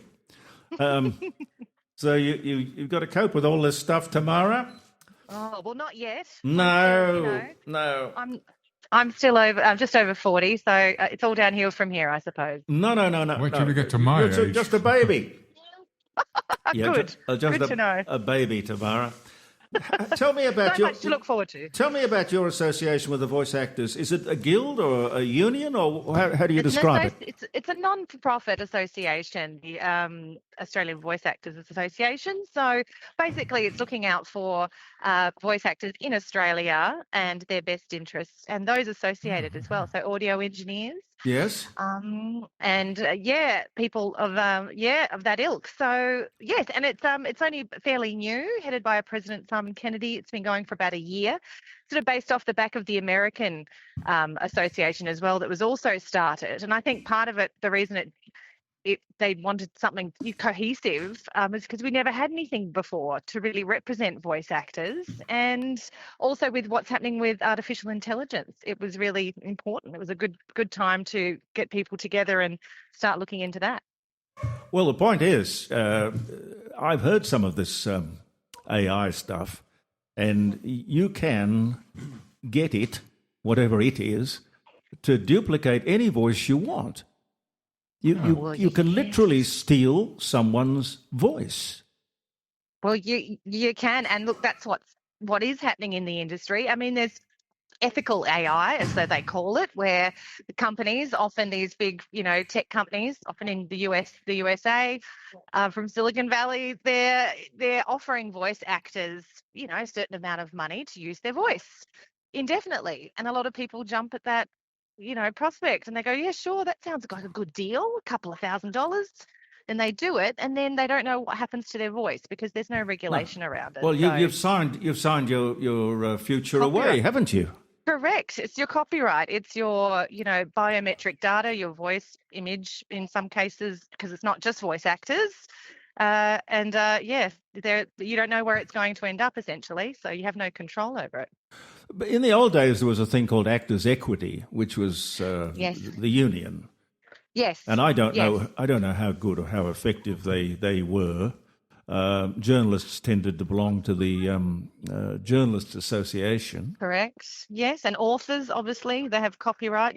So and we do have a union. And I think look, at the moment it's helpful in one respect, but as far as AI, it's not something that they're pushing. So it has to come from somewhere, and that's where our association, that's what we're doing. So taking it upon ourselves.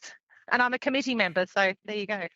Yeah. I should enrol with you tomorrow, I think, immediately, because I haven't done any voiceover work at all. I used to with 5AA, and I weren't supposed to when I was with the ABC, but I would sometimes disguise my voice, and I'd love to keep doing it. 10 years with the BBC, 26 years reading TV news here, on and off, so I would like to I should enrol with you. I'll get details afterwards, if I may. Absolutely. I've used my voice extraordinarily. I had a tour of Ireland with my partner at the time, and we went down to Tipperary as guests of the Irish Tourist Board. Went into a pub, but my accent was very BBC at the time. I was reading the news on BBC, and the whole place went quiet. Nobody spoke, and I said, "What's going on?" "Oh, well, they remember the Cromwell potato famine here, and they blame England, and they don't like English people coming in like this." And so I started. And you were quintessential English. Yeah, so I started talking with my Australian accent, as rough as I could go, and everybody relaxed and started talking. Oh, love to talk to an Aussie. We get away with it all, don't we? Oh, yeah. Yeah. So you're not an agent. You're more of a union than an agent, I gather. No, yes. Well, I'm a committee member of ARVA, but I myself am a voice actor. So I'm a working voice actor based in Adelaide, and do work really all over the world, to be honest, because it's one of those professions that you can do that thanks to the internet. So, yeah. What's the sort of state of the business at the moment? What's the money like? Well, to be honest, a lot of voice actors are losing work because of I think there was recently an ad for a phone company, and they used all AI, so including actors, AI images, I should say, because they're not really actors, are they? No, and voiceover, everything, and they were boasting to the point where they were, we didn't have to use all these people to make a commercial, and we saved all this money, and they were quite proud to to say that. And really, it's like, well, what are we losing? Think of the people who aren't working in those jobs. So a lot of voice actors, I think it's 14% in the US anyway. I know that's a statistic where they've lost loads of work to AI, because these companies like 11 Labs, I don't know if you've heard them or seen them advertised on social media or on YouTube and things like that, but they're really promoting this whole, look, it's easy, anyone can do it. You just speak into a microphone and it changes your voice to an old man or a little girl or a grandma or whatever it is. So there's a lot of people that are losing work, they're losing clients. But I mean, that's where you've got to be, me as a freelancer, you've got to be a bit savvy and you've got to find the work where it is. So there's still work, but who knows what the future holds. What about standards, though? The number of people who hear who can't pronounce the letter W. It's W. You even ring doctor's surgeries and you get W. Well, W, for example. Give me an example. The speech is terrible. W. It's just sort of not enunciating. It's not pronouncing the words properly. But we have a prime minister who can't say the word Australia. Australia. It's Australia. Not the first either. Not the first. Australia. Yeah, it is. So, well, you two would know because you're from a different era, right? Where it was all about pronouncing words like that. Properly. And it's really, you've probably noticed it's changed. Yeah. It's not. God, yes. They want people not to sound like this very sort of proper. Like they've been living in England for the last 20 years. They want to hear someone who sounds like the neighbour next door, or Oh God! it's They're more intelligent. it's very millennial, so it's very Gen Z or whatever you want to call it. Yeah. So it's having to adapt to that as well, because that's part of it. One minute you're speaking, quite well, and you're trying to, you don't pronounce everything in a voiceover, and the next minute they're like, no, you don't sound like that. Sound like you don't care. No, well, we come from an era where they wouldn't have you in the industry unless you'd learned how to talk proper. Yes, that's when I started. Yeah, and you got paid $5. That's all you got for a 2-minute commercial. £5. If you don't mind. £5 if you don't mind. Well, I should. Oh, really? I should point out I have one wonderful neighbour who's absolutely perfect. I exclude him from my comments about neighbours, but most of them just don't want anything to do with anybody. No. Not very neighbourly. No, and I think, well, that's your attitude. Okay, I can do that.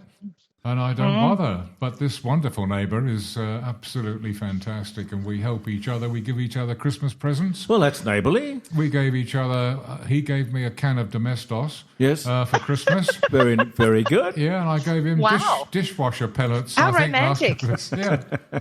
Well, it's a hymn. Yeah. Have you noticed the way newsreaders, even on the ABC, will say it was so fun, not so much fun.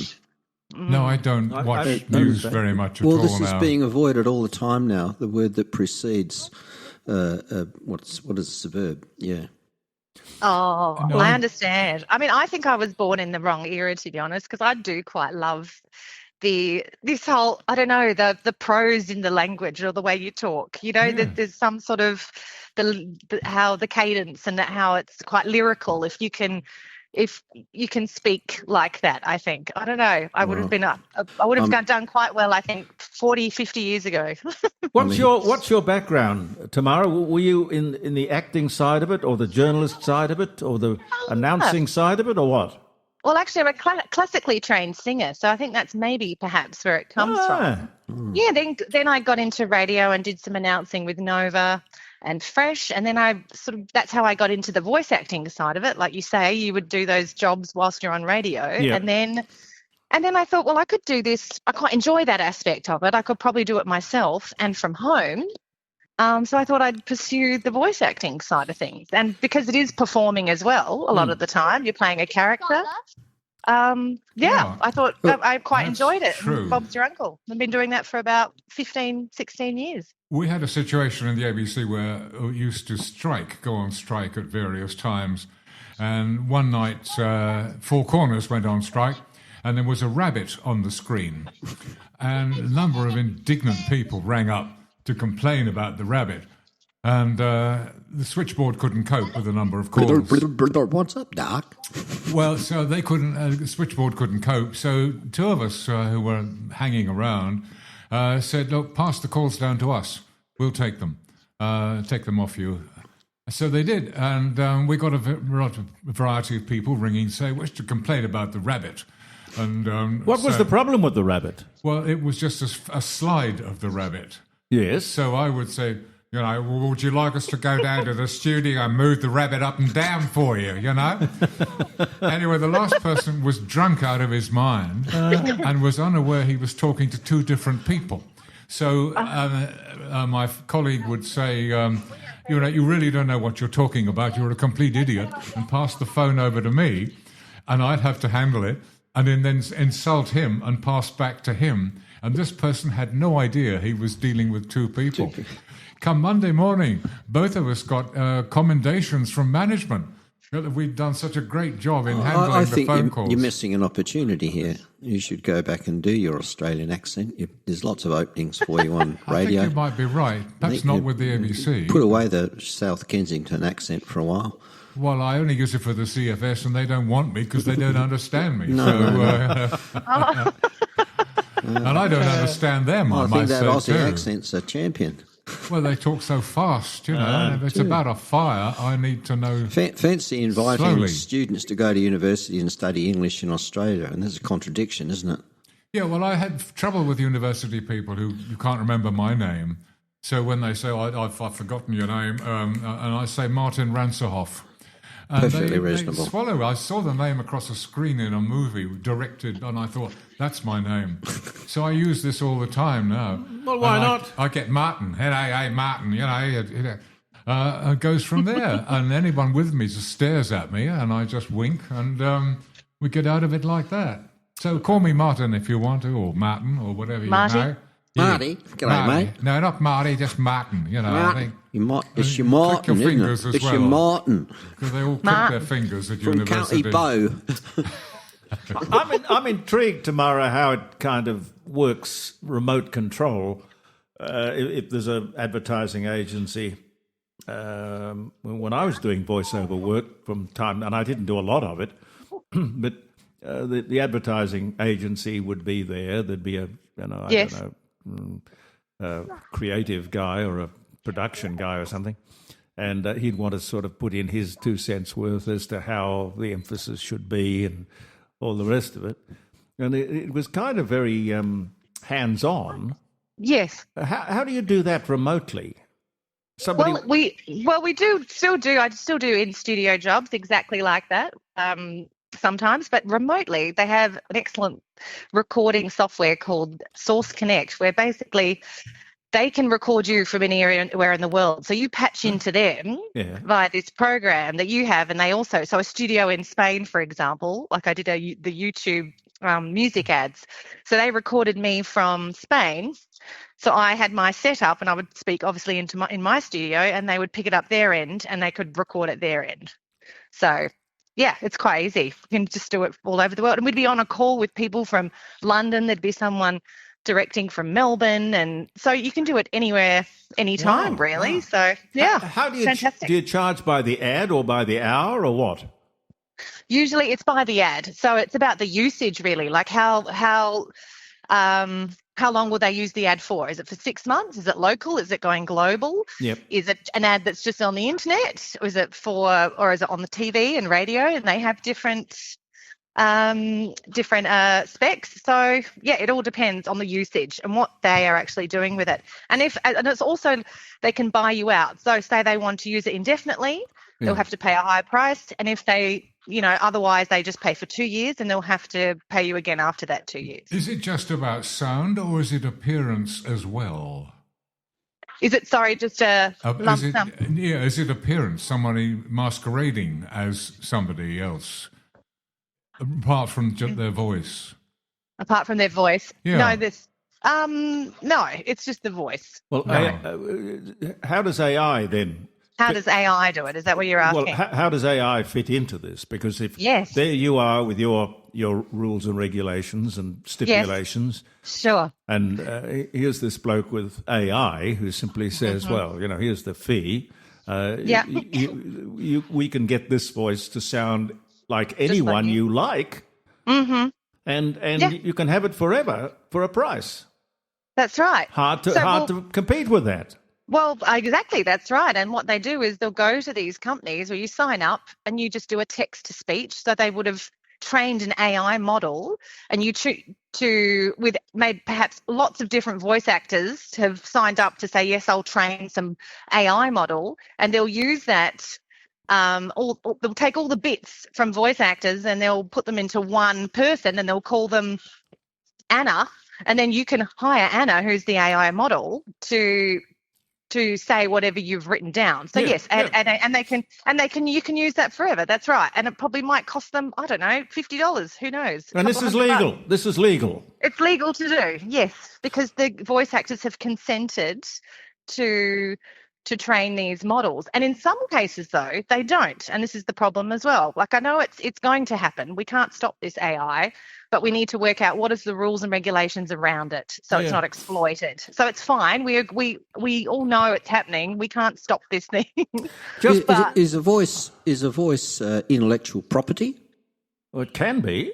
Well, it should be, and it's not. This is the problem. So copyright and transparency are important, But right? In this case. If somebody wanted to use John Law's voice and he sold his voice likeness at a premium, God knows what he was charging for doing voice work.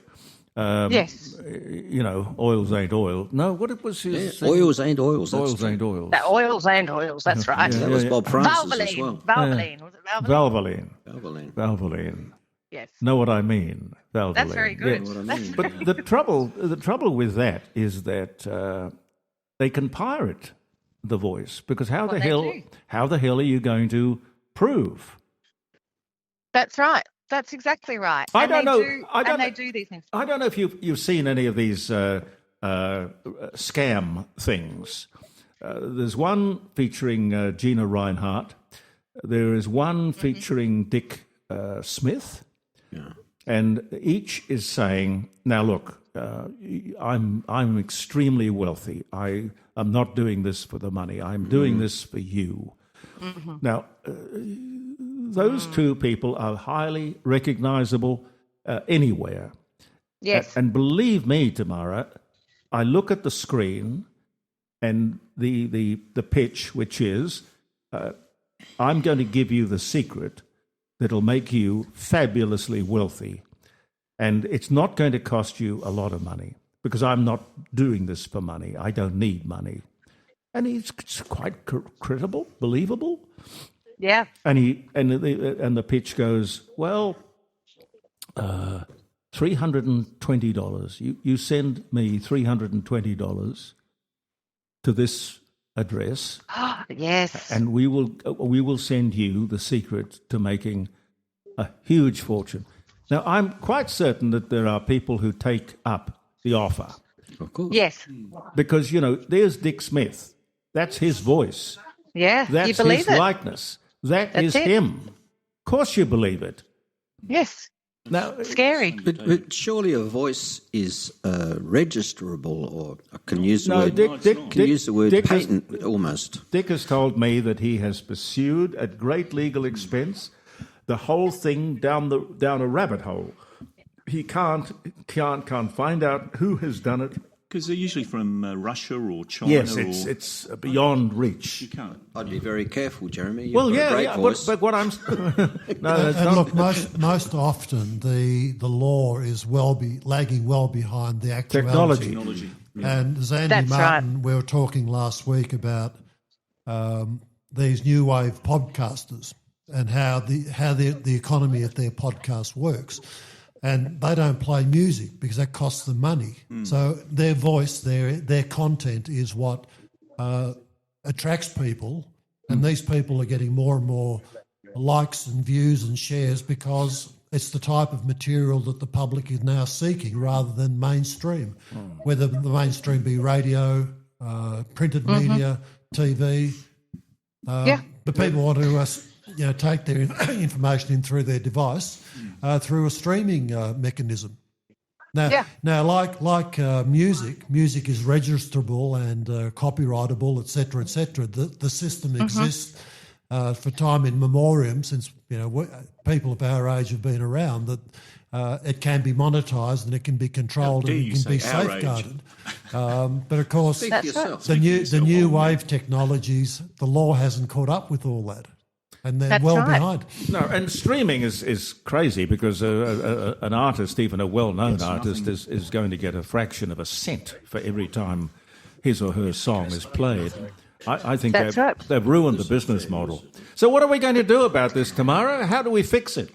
Well, look, we're looking at things like, which is quite simple really, is labelling. So advertisers, if you see a TV ad, if they have to label that they've got at the beginning, this ad contains AI actors and AI voice actors at the beginning, like a disclaimer, and you had that before every, say, radio ad or TV ad, I think it makes those advertising agencies accountable, but it's also it's a deterrent really, because what ad agency wants to admit that they've used AI to an ad? It looks lazy. It's not I don't think it's not authentic. Do you trust that company? I don't know. It would be a deterrent, I think, in that. So to have that labeling on what the content that they're putting out would be helpful. Even if you look at something on social media, if it said AI generated, like you were talking the Gina Reinhardt thing, you'd go, oh, well, this is rubbish, isn't it? Like, so it's not in their best interest to do it. No, but it would have to be legislated. Has anyone in the world legislated so that people are informed as to whether AI is involved? No, I don't think they've done this yet. And this is the problem because it's happening so quickly. I know the EU have an AI at the moment. I think there is some sort of legislation in there that looks at ethical AI and some ruling around it, which is just coming out.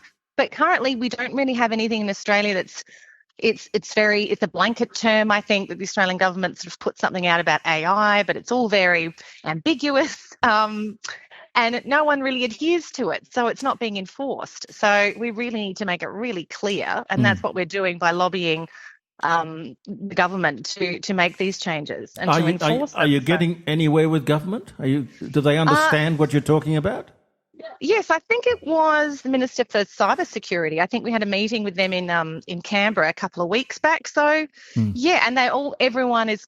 It's almost about informing the government too. But to make changes so quickly is hard, as we know, with the red tape in government. But they're going to have to. So we're watching this space really in the next 12 months to see what they do on their side of things. Particularly to get that transparency and labelling and copyright, those laws through. So, yeah. Yeah, well, just before we got through to you, I was telling John about a guy called Grant Goldman. Yes. Who used to work at 5AD, and then he went to Sydney to, I don't know.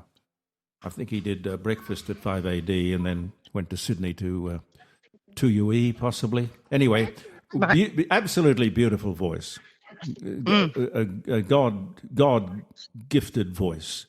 Yes. And I was in Sydney on one occasion, and I was travelling around by train, which is the best way to travel in Sydney because you can go, anywhere by train, city or suburbs.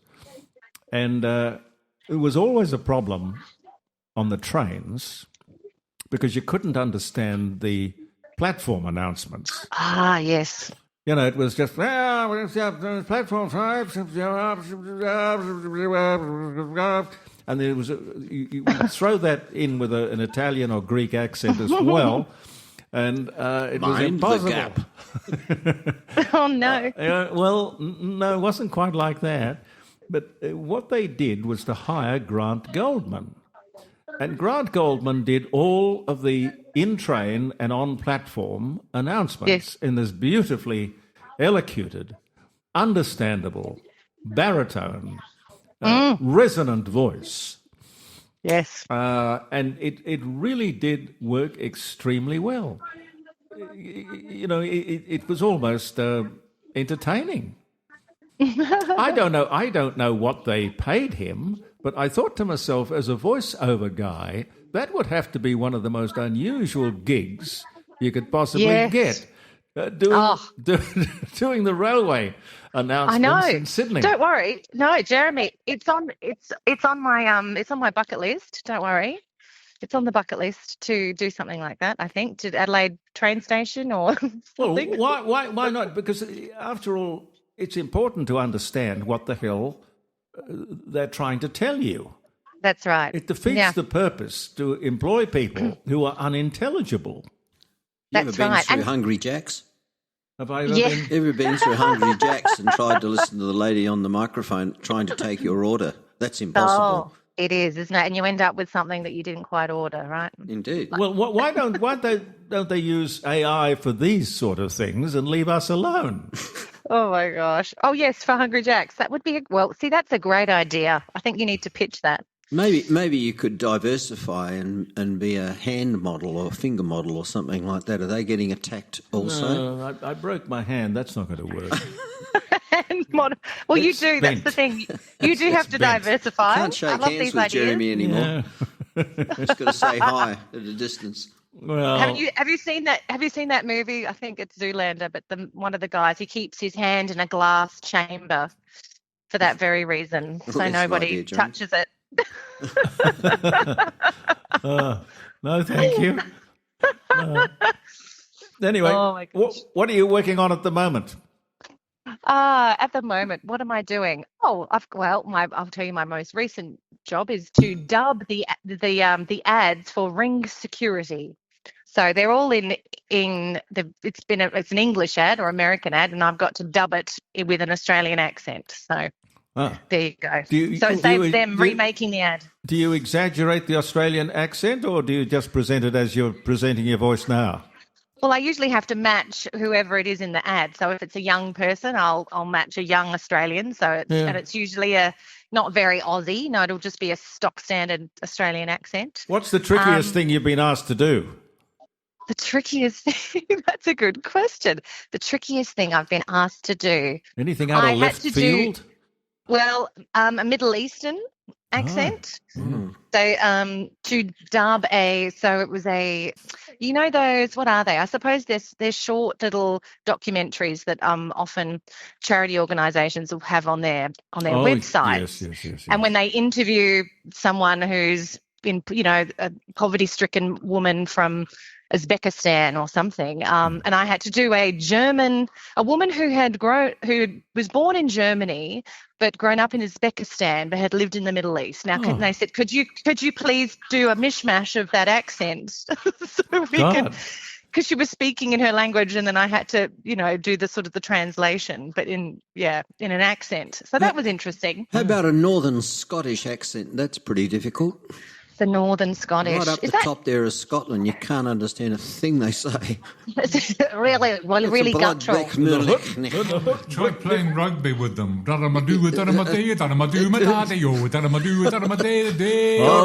you've got him going. We've set John off. Oh, wow. I used to play for London Scottish, although they're sixth team. The first team were all internationals. We always sang that. Tamara, do you have a curriculum vitae of sort of phrases that you can send to people as like samplers?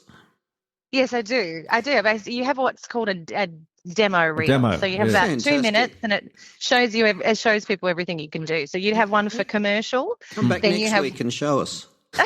Okay. I have an accent reel, that's right, and an animation reel. So is it the same phrase repeated over so that people can pick up? No, but that would be. I get what you're saying. God, you'd be fun at a party. Yeah, give her a microphone. You know what? I am fun at a party. I tell you what. I bet you are. I'll bet you are. Did you work for Nova or AA? I can't remember. I worked for Nova. Yeah, for a period of time. In relation to the football linkies?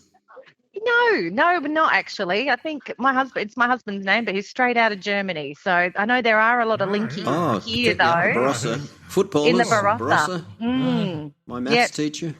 Stinky linkies, they call them. Oh, yeah, they're funny people, the linkies.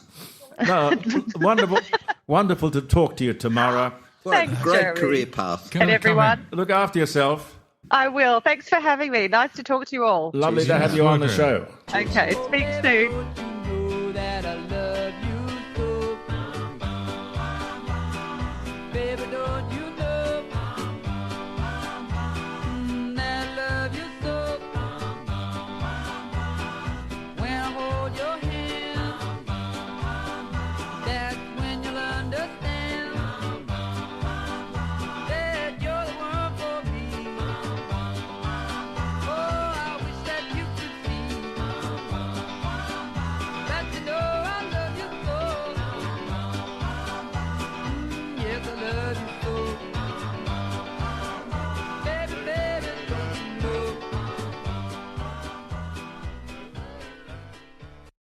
Okay, well, we're back at the dining room table. We are indeed. That's a good song. I like that. Yeah, I generally just coming because I didn't join in this conversation. ABC people, we don't sort of come across this very much at all. And anything we did, management shouldn't know about. It was sort of underhand. But there was a story, if we're talking about voices, of impersonating people. We had, some years ago, one night, a family of 4 came in saying, I believe there's a restaurant here that the public can come to. It's for ABC staff, but the public are admitted to make it pay. And my colleague, and I'll leave his name out of it, said, yes, that's right, yes, yes, come with us. And I was standing there, and yes, we've got a restaurant here, and we'll look after you. And we took them up to the announcer's common room, past the on-air studios and all the security, and into the thing. Now, this is John. He's the wine waiter tonight. John, would you get some wine out of your locker, please, and open it? I said, yes, absolutely, yes. So I went in, got a bottle, and opened it for them. And my colleague took the orders of the family, which were for all the restaurants and takeaways in the area. And pizzas, and that's what they wanted, fish and chips. And they delivered the stuff around. So while this was going on, my colleague said to the family, would you like to watch some television while you're waiting for your meal? Yes, please. They had no idea they were in the high area of ABC Radio. So he wheeled in a television, and on it went. And about 10 minutes later, up came me reading the news. And the husband said to my colleague, isn't that the wine waiter reading the news? Well, multitasking is fine. Yeah, my colleague I love it. Talented fellow.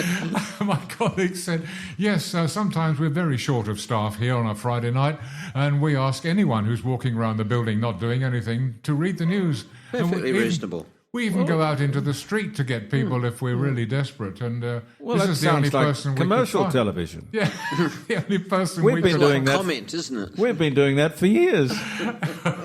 This is the only person we could find to read the news. Well, you just did it so well. They asked you to come back. Yeah. Anyway, they had their meal, they enjoyed it, and they paid for it, and not a cent more than it cost us to get it in for them. Yeah.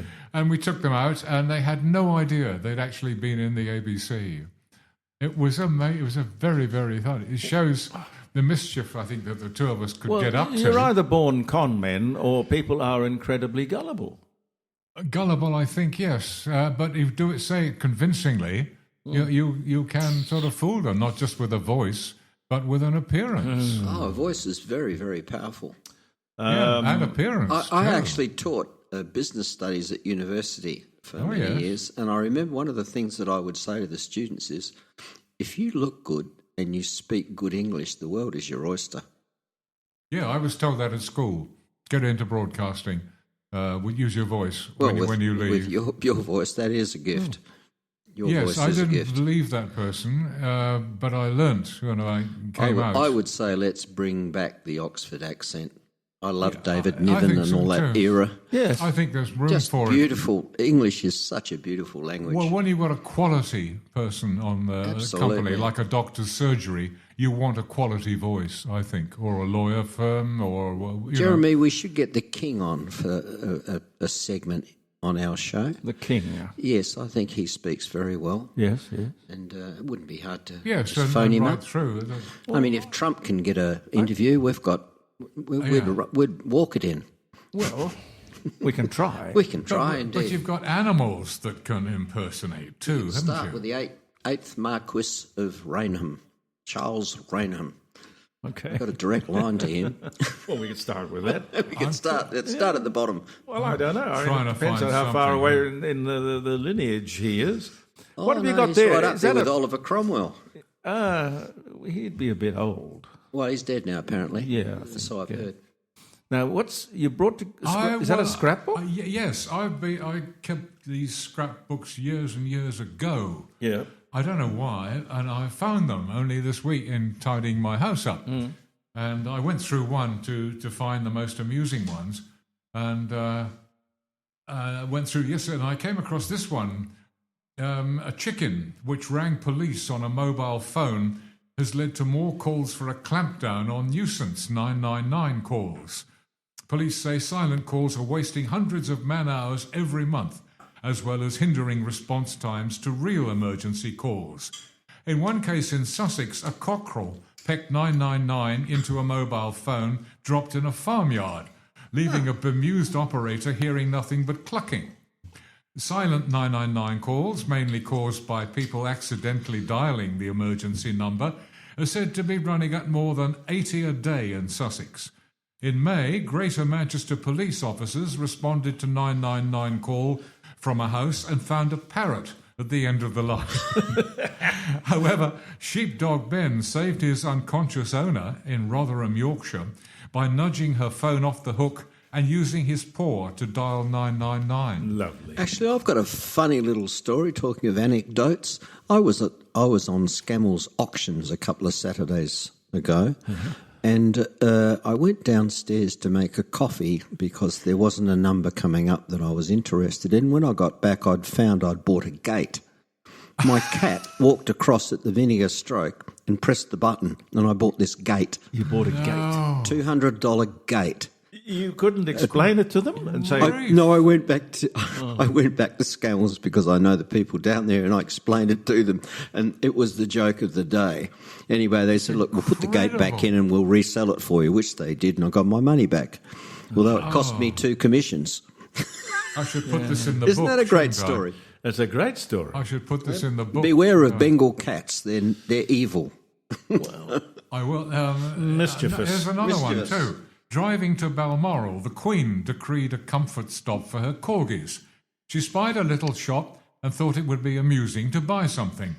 "You look awfully like the Queen," said the shopkeeper. "How very reassuring," she replied. God bless her. I've got a whole lot of these things. Oh, yeah. Oh, the dear woman. Yeah, I've got Don't 5 we of miss these her? albums. Have you kept a scrapbook forever?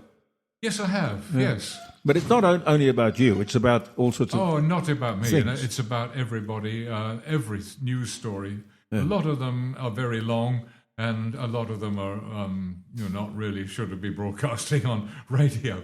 But I've got a few more if you've got a few seconds. Yeah. A practical joker has been taken to hospital in Paris with slight burns after trying to snuff out the eternal flame of the Arc de Triomphe with his bottom. It caught on fire, didn't it? Sit on it. I've heard of that. Does that actually work? A man from South Africa has won a new car after skydiving, wearing nothing but a stick of deodorant strapped to his genitals. James Riley, 36, won first prize in a radio contest to find the wackiest stunt.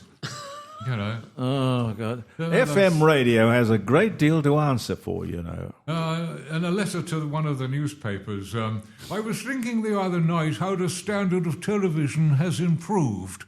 Then I realised my wife had rearranged the furniture and I was looking at the fish tank.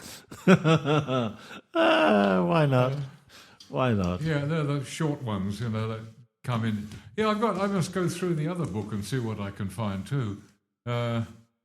Now, police officers in 2 cars opened fire on each other when each thought the other was a stolen patrol car.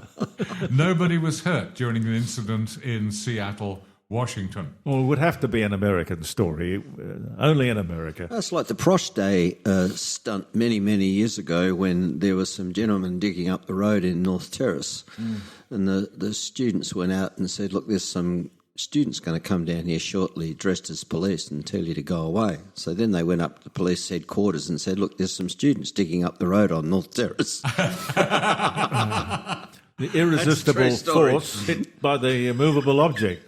Apparently. The Daily Telegraph. Dear sir, as someone who's been struggling to learn to play bridge for the past 18 months, I hadn't realised that there were any performance-enhancing drugs, prohibited or otherwise, for the game. What are they and where can I get some? I'll have some of what she's just had. Yes. Some gems. Very good. Yeah, that's about it. They're the best ones. They're the short ones. A lot of them are long. So you're you're a collector? I must have been, yes. I kept all the articles I wrote for Weekender magazine, which folded, sadly. The owner had a massive heart attack on the side of the road and died. Pierre Straka was a lovely man. We never had a raised voice in 17 years. Was that in England? Or? No, here in Crayfors. Right. What was the name of the magazine? The Weekender. The Weekender. And it was bought by an organisation, the Riverland, I think, and they thought all people wanted to see, to read in Burnside, was photographs of Hills footballers. And the paper magazine went bottom up in 3 months. It's very sad, the demise of a lot of those magazines, it's a like shame. the what was it, the News Review that was circulated in Burnside. There was one called S.A. Great. Yeah. Oh, yes, yeah. Well, I rang the owner of this rag and I said, "You're a complete no-hoper," and he hung up on me, which was that's to be expected. I thought he was. Well, that's the end of the Christmas cards from him. Yeah. Well, we got a business. He sacked all the contributors and did everything, and it was terrible. There was a wonderful little document. I live in the Blackwood area, and there was a thing called the Blackwood Times, which has seen its demise. But that was very, very good. And I think it's a shame that those things go under. But it is. Finding the advertising or people to finance the advertising is how they exist. And of course, everyone's gone online now. Yes, but in this case, the guy had no idea of what he was doing. Clearly, well, that happens, and that's why it's called the folded government. in 3 months. But and then you get other things like. Do you remember the little magazine? I think it was called TV Radio Extra. Yes. Just a little square thing. Yes. Murdoch wanted it and wanted it and wanted it and wanted it, not to keep it, not to run it, but to close it. Oh. Because it was the thing. It was the TV guide and radio guide that I remember, people bought. Yes. And that got in the way of his magazine, which was TV Week. Yes, I remember that. There was TV Times. TV Times, which was, I think, the ABC made or published the TV Times magazine, didn't it? I think it was one of the Carroll's Empire magazines, wasn't it? It could have been Radio Guide. Where have all those magazines gone? No, they've all gone down the tube. Which ones? Yes, they have. Well, TV Radio Extra, well, I know. Murdoch bought that, TV closed Guide. it. TV Guide. I often wonder how there will become a more efficient way of identifying podcasts. I mean, if you want to listen to a particular podcast, it's hard work. It's very hard to find. There's just so many. There's an app here. Hard to do anything. It's right up there with a telephone book for mobile numbers. I use an app called Pocket Casts, and everything you can pick your favourites and just line them up and. Oh, okay. And then choose What's the podcast? It's called Pocket Casts. Pocket Casts. Pocket Casts, and I think it's a really good one. It's free app. Can you put that on my phone? Yeah, but I found a really good one on here, going back to April, when television comes to Australia, and that's actually a really... ABC Listen. Actually, First of our adventures into the colourful, wild and crazy days of Australian advertising. Where the bloody hell were you? This goes through the history of television in 1956. For a new radio thrill. See and hear the new 1937, His Master's Voice, true-to-life radio receivers without delay. Now remember that television didn't arrive in Australia until 1956. It's a really great story. But advertising, of course, began long before that. So who's behind this? We're going to start I think it's an ABC podcast. But it's still very good. It is, yes. Yeah. I mean, how do you get your... I can't get your podcast... Well, it's just the court of public opinion. It's on YouTube as well. Simple radio. Yeah, but you have to explain that to me. Simple radio. Simple radio. Put in Jeremy's details. That's way over my head. But I have reassembled the vacuum cleaner. That's the first thing I have ever done, technically. Well, that makes. Well, you're on the way. Well, yes. Yeah. Well, you know, the sound of the vacuum cleaner is often a lot better than some of the modern music. That's true. Yes, and some of the people talking too. Yes. Yeah, but no, we could always get you a couple of dog cans and a bit of string and communicate with you directly. We can set up a can and string studio for you at home. Yeah. Can you? Yeah. Right. John, a long cord and 2 cans, 1 can here. Well, look, come up to my place. It'll take you a day and a half to find it, but... I travel by sheep's back. Well, we'll you'll get on very well. If you can persuade them to come in and mow the lawn for me, you're the person I need. Lamb on a spit. That's why they used to have sheep out at DSTO when I used to work there years ago, just roaming the grounds, just as lawnmowers. That's what I need. And, of course, they were security-cleared sheep. They couldn't tell any secrets. No, these are just thick, I think. Sheep's the word. Yeah, but I'm surprised because they've been in there twice before in the last couple of years. This is a serious but they just refuse to go through the open gate. Well, I've met girls like that. Why is this? Am I doing something wrong? You know, Trouble for them. Because they won't talk to me. I mean, they won't. They just group at the other end of the paddock as far away as possible and just go, bleh. And I call out to them and I get no response at all. Well, they're trying to tell you something. That's what I'm hoping. Maybe they don't want to go through the gate. But why not? It's fresh, lovely green grass. Yeah. They don't know that. Well, they've been there before. That's what gets me. Have you tried standing on the other side of the gate with a handful of grass? I mean, that might work. No, I was hoping that the arrow pointing to the lawn would work. Well, that's logical, isn't it? I think so, to my mind, yes, which is non... It's perfectly reasonable. Do you have a sign on the other side that says, shut the gate? No, because I usually keep it open so I don't have to shut it. You know. Hello, Caroline? Oh, she's coming in. I'm just trying to call John, but I can't get through to John. I'm here. Have you got Pete? Peter? Peter. Yeah. Yeah, we'll try. We'll try Peter. Yeah. It's 12 o'clock. 12 o'clock, 12 o'clock. It's all right. Relax. I'm scratching somebody's bum. Are you? It's Missy, yes. Oh, she can't scratch she there. likes that. Yes, and under the throat too. Yes. It's and not along Les. the back. Probably Les, he's under the table. Yes. He's got a lovely scratchable bum. Too many. Yeah, she loves that. I've heard that. that. Table. It's Yeah. Peter. I've heard No, that. she's moved on. Is our time up or what? Thanks for your call. I'm unable to take your call. I'll leave a Please message. call me back later.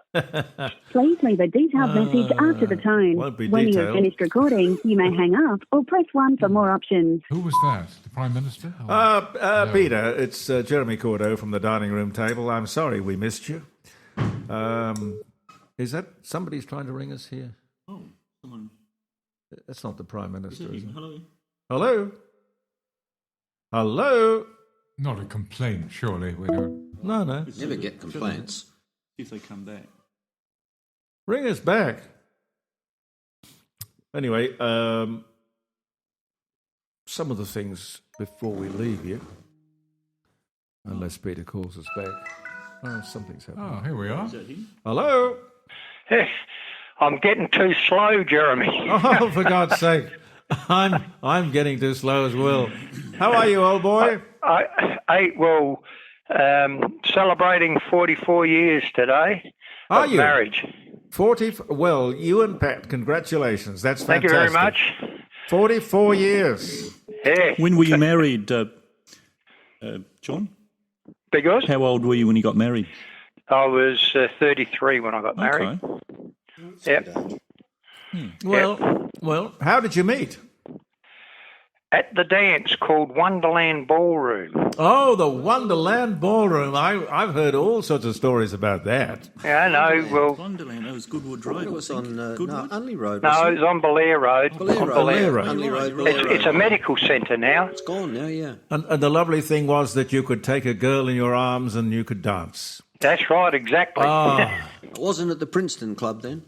Yeah. At Francis. No, they were good days. Ballroom, yeah. Yeah. Lovely. Well, it's lovely.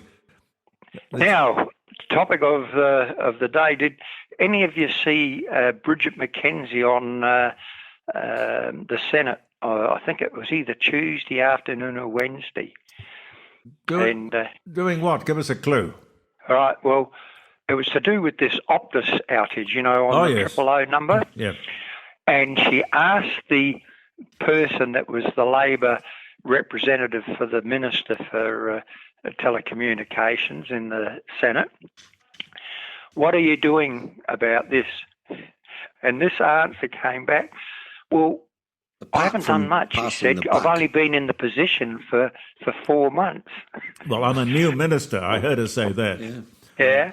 And Bridget McKenzie said, I suggest you get off your arse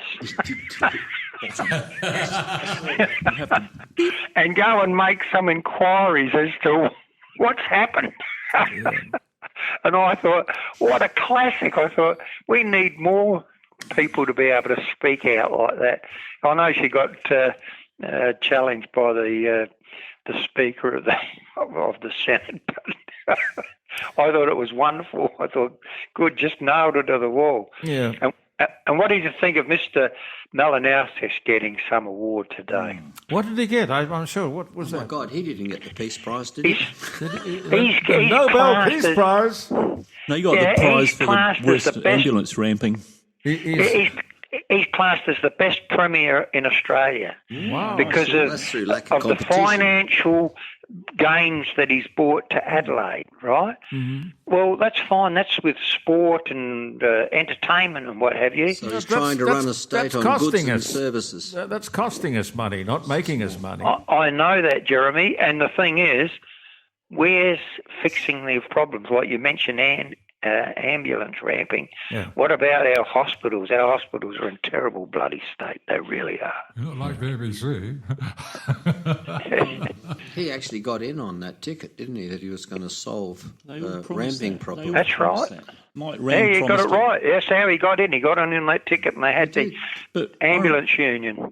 I remember Mike Rand promised that in the 2002. We're going to fix the schools, we're going to fix the hospitals, we're going to fix the electricity. Yeah. And they fixed none of those. All he fixed was the toot and under.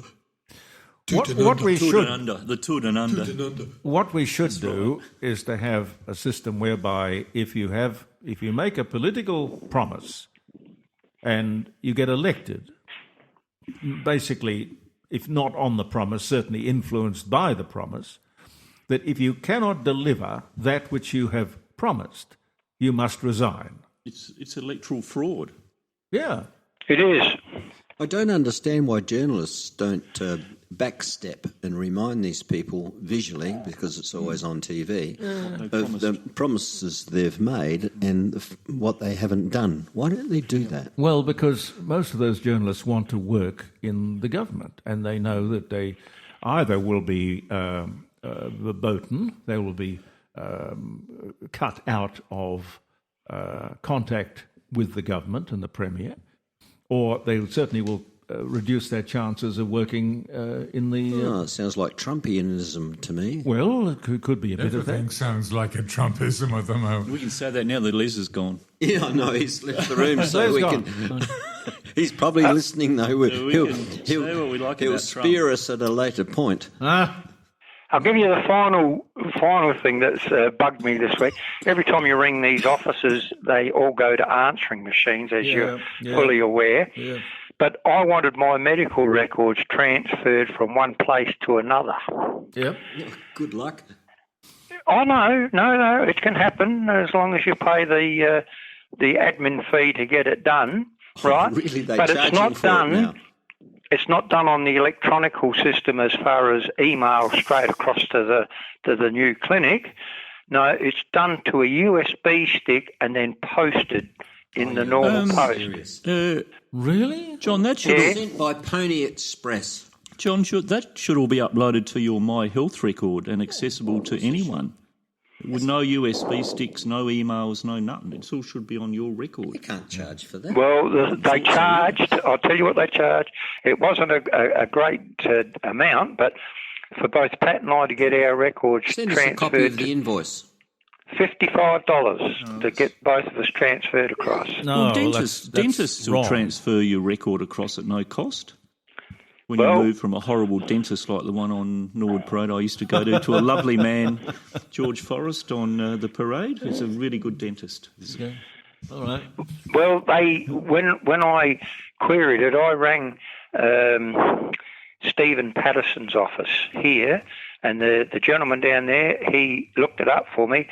He said they can charge up to $60 if they like. It's classed as an admin fee. Oh, God help us. Anyway, we're giving out phone numbers, are we? Well, my computer lady is brilliant and sterling. Melanie, 83708411. I promised I'd say something today. She is brilliant. She's a goddess. Infomercial. Is she as good as your clairvoyant? Yeah, as good as. As good as. My clairvoyant's come up with one thing that was right. Yeah, well, she might might get another if she's lucky. Well, that's the law of averages, John. Yeah, she's got 3 and she wants to come back on the programme. Good. I'm Jeremy, waiting. I'm she's looking good. forward to talking to her again. I really am. Right, well, I'll organise it then, if you like. I don't think she'll want to talk. Look after yourself, come John. back after the- No worries. Thank you, gentlemen, and enjoy the weekend. Happy anniversary. Thank you very much. We finishing or what?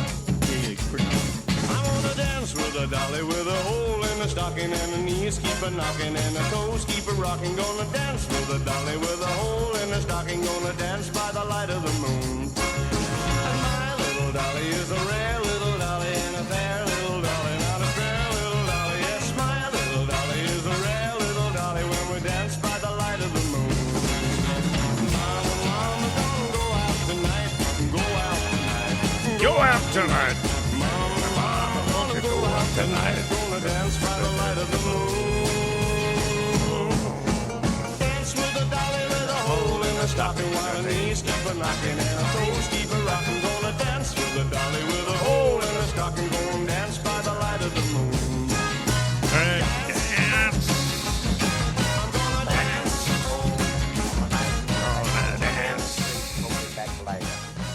Please leave hello. a detailed message after the tone. When you have finished recording, you may hang So, up Peter- or press 1 for more options. Peter, well, we're ringing back, but anyway, we gotta go, dear boy. I hope you're well. Sorry you didn't get on the show. We've got John Overton here with a final story. Yes, I've just got one about journalists today. Good story. Your About a story, journalist, yes. about the Queen's art forger, Sir Anthony Blunt, was out. Oh, yes. He was outed and in the press, and of course they were very anxious to get an interview with him. Yes. And so they camped outside his house in London. As you do. And they waited just about all the day. Yeah. Nothing happened, but a car pulled out. Yeah. And they thought, oh, perhaps we'll follow this car, for some, it may lead us to where he is. Good old British press. Yeah, so off they went in this crocodile all around London with the car trying to shake off the press. And it turned into a Chelsea Mews, into a garage. The car stopped.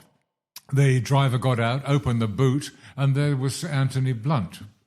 Straight into the lens of all the cameras and the How press and everything. embarrassing. And the voice saying, "Are you having a nice day, Sir Anthony?" What a great story. Yeah. True story, too. Yeah, did you hear them? Yeah. Well, did they get an interview, or he just scurried don't know, away that up was the exhaust The pipe? story stopped there, probably, where it stopped there. But that's these things happen. Well, it's the Mews Oh, in yeah. London are where all the classic car dealers are. They've all occupied the Mews, and they have all these wonderful classic cars there. Do they? Oh. Yeah, maybe they could have sold the car on with him in the boot easily. No, that's the only one I've got others. I wasn't sure what we were going to talk about today, so It can be absolutely anything. That's what I've sort of gone off at. Non-prescriptive. Right I had a angles. friend who ran a business in London called the Brabazon, and I was going to buy a D-type Jag from him. So he said, all right, we'll go for a Nicholas Mee, his name is, he's still there. He says, we'll go for a bit of a run. And so he takes me down through one of the parks. We did 100 mile an hour through the middle of this park, and we got caught by the police. Oh, gosh. And he just whispered to me very quietly, pull out your passport, Gary. So he flashes his passport in front of the policeman and says, this gentleman's from Australia test driving the car. And the cop just looked at him and said, go on, get off. Go on, get out of here. What country was that? Oh, well, that I said reminds London, yeah. right in the middle of London. We're doing 100 mile an hour through a park in a This- D-type Jag. Yeah, this reminds me of going to the theatre one night in Sussex in England. I love England. And there was a breathalyzer station, and it was stopped. And the officer came over and took one look at me and said, "Oh, God, I'll get the sergeant." And because I was just staggering like this and fooling around, and the sergeant came over, had a few drinks, and we said, "Oh, sorry."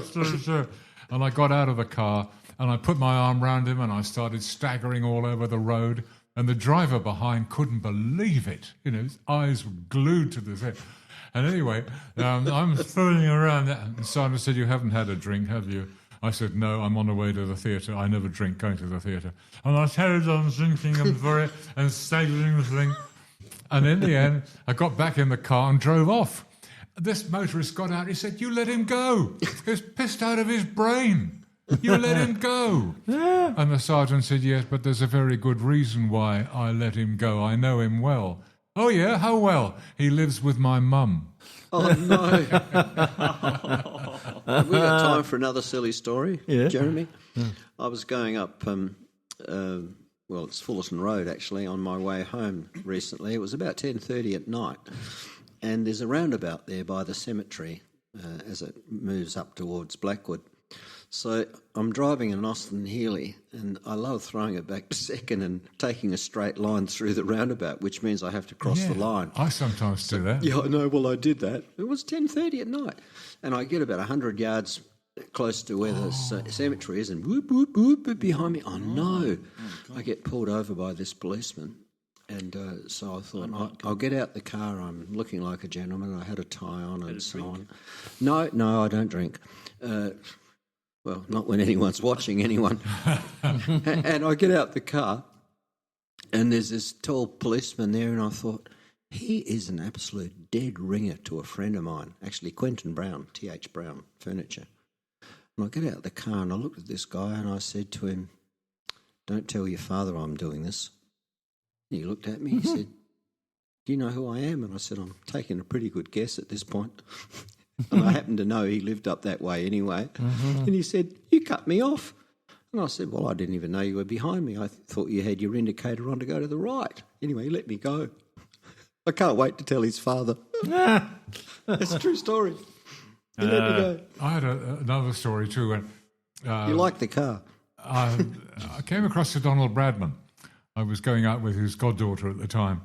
And we got talking about books, and Peter Roebuck had written one, and I offered to lend it to the Don. Yes, it'd be very nice. So I sent it over, and it came back within 24 hours. I thought, God, he's a fast reader. Speed reader. Yeah, and then I opened it, and I'd written in it, stolen from. Oh, that's a good tactic. And that was something my housemaster at school taught me. I thought of that. Good idea. And Stolen from? Stolen from, and then my address. Jeremy's going to interview someone next week who wrote a brilliant book, and I had a copy of it by the same author. It's Peter Nicholson we're talking about. Yes. Oh, yeah. And he presented me with a copy very early in the piece. A beautiful book, won a book prize, International Book Prize. And he wrote in the front of it, very ceremoniously, to the great Mandini and all that sort of stuff. And anyway, I lent it to someone. It never came back. And despite the fact that I fronted this guy 3 or 4 times about it, still, as I sit here, I've never got the book back. So I mentioned it to Peter, and he gave me another one. But I should have taken your advice and written in the front of it, stolen from the great Mandini. I've never done it since. I've stopped loaning books to people. Clearly, Jeremy doesn't do it. He's got about 10,000 books. Well, I think they have me rather than the other way around. Now, you want some kindling too. I'm supposed to have brought some kindling down. Anything. I've teed up with Grateful Caroline. for all donations. How about a full sheet? Monday. I'll bring it down Monday. I've got to go to Probus at Burnside. I'll come straight round to your place and drop it off. Are you talking at Probus? No, I'm not. I'm just visiting, having a look. Yeah, they're interesting. I've spoken at a few Probus. Have you? No, I've avoided it so far, but they'll catch up with me, I expect. But I've joined Kensington, but I'm looking at Stirling, Walkerville and Burnside. Where does Burnside meet? Corner of the Parade and East Terrace. You're not looking for a bride there, are you? For a bride? Well, we know No he's comment. looking. We know he's looking for a bride. He's up to all sorts of tricks. He knew the bride when she used to rock and roll. My psychic says I'm That going to was a few remarry in years 2 ago. years. 2 years you've got, have you? Yeah, that's what she says. And take photographs of everyone. She used to rock and roll. I knew the bride when she used to rock and roll. I knew the bride when she used to rock and roll. I love it, I love it, I love it. What did you do that for? Oh, I didn't want to interrupt. No, quite. I think it's a good song.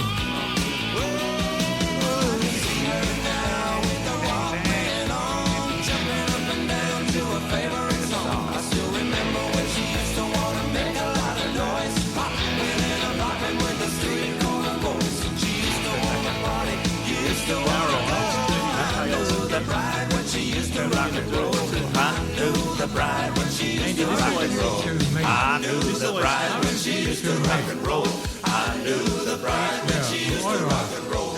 I knew the bride when she used to do the pony. I knew the bride when she used to rock and roll. I called this I'll ask Raucous you. Radio. I'll ask you, how you two met? I knew the bride. It's a good song. Yeah, I'm intrigued as to how you two met. How did you meet Really? Caroline? Yeah. Oh, I think it was a setup. Was it? Yeah. What a lovely one. Well, how lucky you both were. It was a setup. Harry M. Miller, invited me to a lunch. Caroline will fill in the details if they're a little bit blurred in my memory. Yeah, it wasn't a setup. You went to lunch with Harry. And Sorry. I went to lunch with Harry Miller, and by your mother was coincidence, there. Yeah, Mum and Glenn Marie and Sonia and all Sonia the rest were there McMahon, for Mum's yeah. birthday. Yeah. And I left work early, but it was like 4 And o'clock we in the pushed afternoon. 2 tables together. Yes, and I came when you were meant to be having coffee. And when you're... And then a week or so later, because I was doing PR for Grace Brothers, we were having 1st of October charity dinner, and it was one celebrity and a table of ladies, and you were at the dinner, and you then asked me out. And when your eyes first met, you both, the first thing that came Was into an audible click. Both of your minds was, could it be forever? Could it be forever? I was telling him about Jack Russell's, and he didn't get the hint. The click, by the way, was a... The click was a glass eye, by the way. Could it be forever? So many meanings.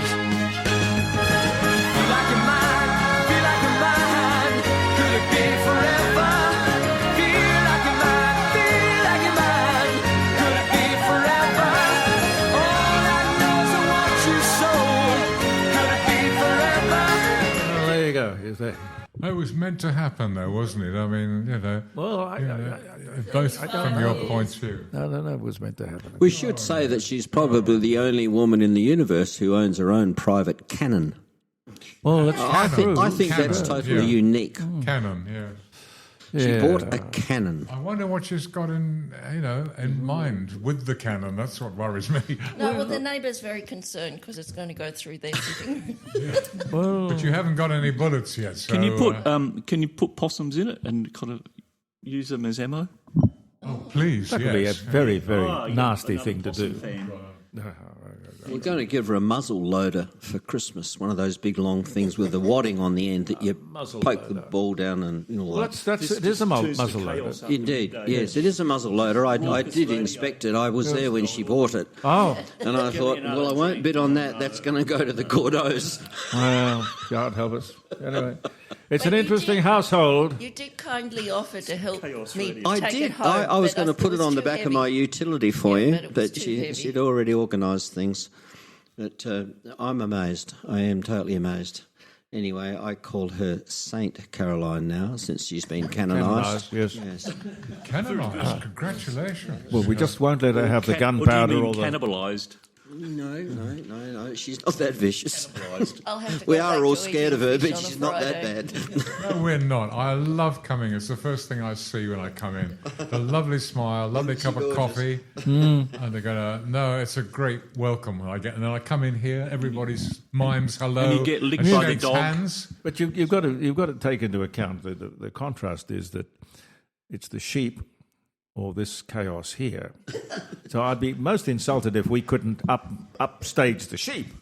Oh, I think you are. Do you mow lawns by any chance? No, or no, not? I don't. I was thinking you should No bring use down, to me then. I was thinking you should bring down a couple of lambs. I noticed the lawn out the back there's getting a bit long.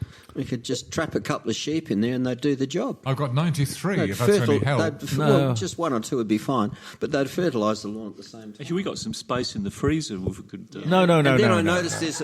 I They're noticed not there's my a- sheep, you see. I noticed there's a barbecue out there too, so we could fix them up at the other end. They're not my sheep. I don't want to lose the sheep. No, you're the custodian. We'll rustle a couple for They you. become our sheep, you see. That's the whole thing. Now listen, children, we have to go. Thank you so much. Thank you. Well, we've enjoyed it too, and we hope the listeners have very much as well. The Well, indeed. diversity of everything. Indeed. I don't know where everybody has gone. Well, Missy's behind you. Oh, Missy's here. Missy's there. You're a good She wants to say something? No? Does she know how... Oh, yes. Beautiful. She is a sheepdog. Yes. She's a well, sheepdog, that's yes. what I need then, you know. Yeah, she is a sheepdog. A lovely, loving sheepdog. Run out of treats. What? Say it again? I run out of treats. Was that for the dog or the guests? With her, it's easy because she comes along with those great big eyes and looks until she gets a treat. Well, we got to go. Thank you so much, everybody. Girls to say goodbye. Thank you, Caroline. Say goodbye. Gary. Girls. Vic, Bye he's bye. gone. Vic's gone. Bye. That's from Nelly. Bye. And Andy and John and Caroline, Bye-bye. Tony and Tony Gary. and Vic. Vic's gone, hasn't he? Les is gone. Les. Has he gone? Yeah, I think so. And Les won't be here next week because he's gone to Perth. Yes. Les. Yeah, gone for 2 weeks. Gone for all money, as they say. Thank you so much for being with us. Have a wonderful weekend. Now, we will see you on Tuesday morning, 9 o'clock, for the posting on Facebook. Jeremy Cordeaux, Court of Public Opinion from the Garage. And that is also on Thursday at 9 o'clock. And again next Friday. 3 hours live streaming, jeremycordeaux.com, around the dining room table. Believe in yourself. Thank you very much. Have a wonderful weekend, and goodbye for now. We're together right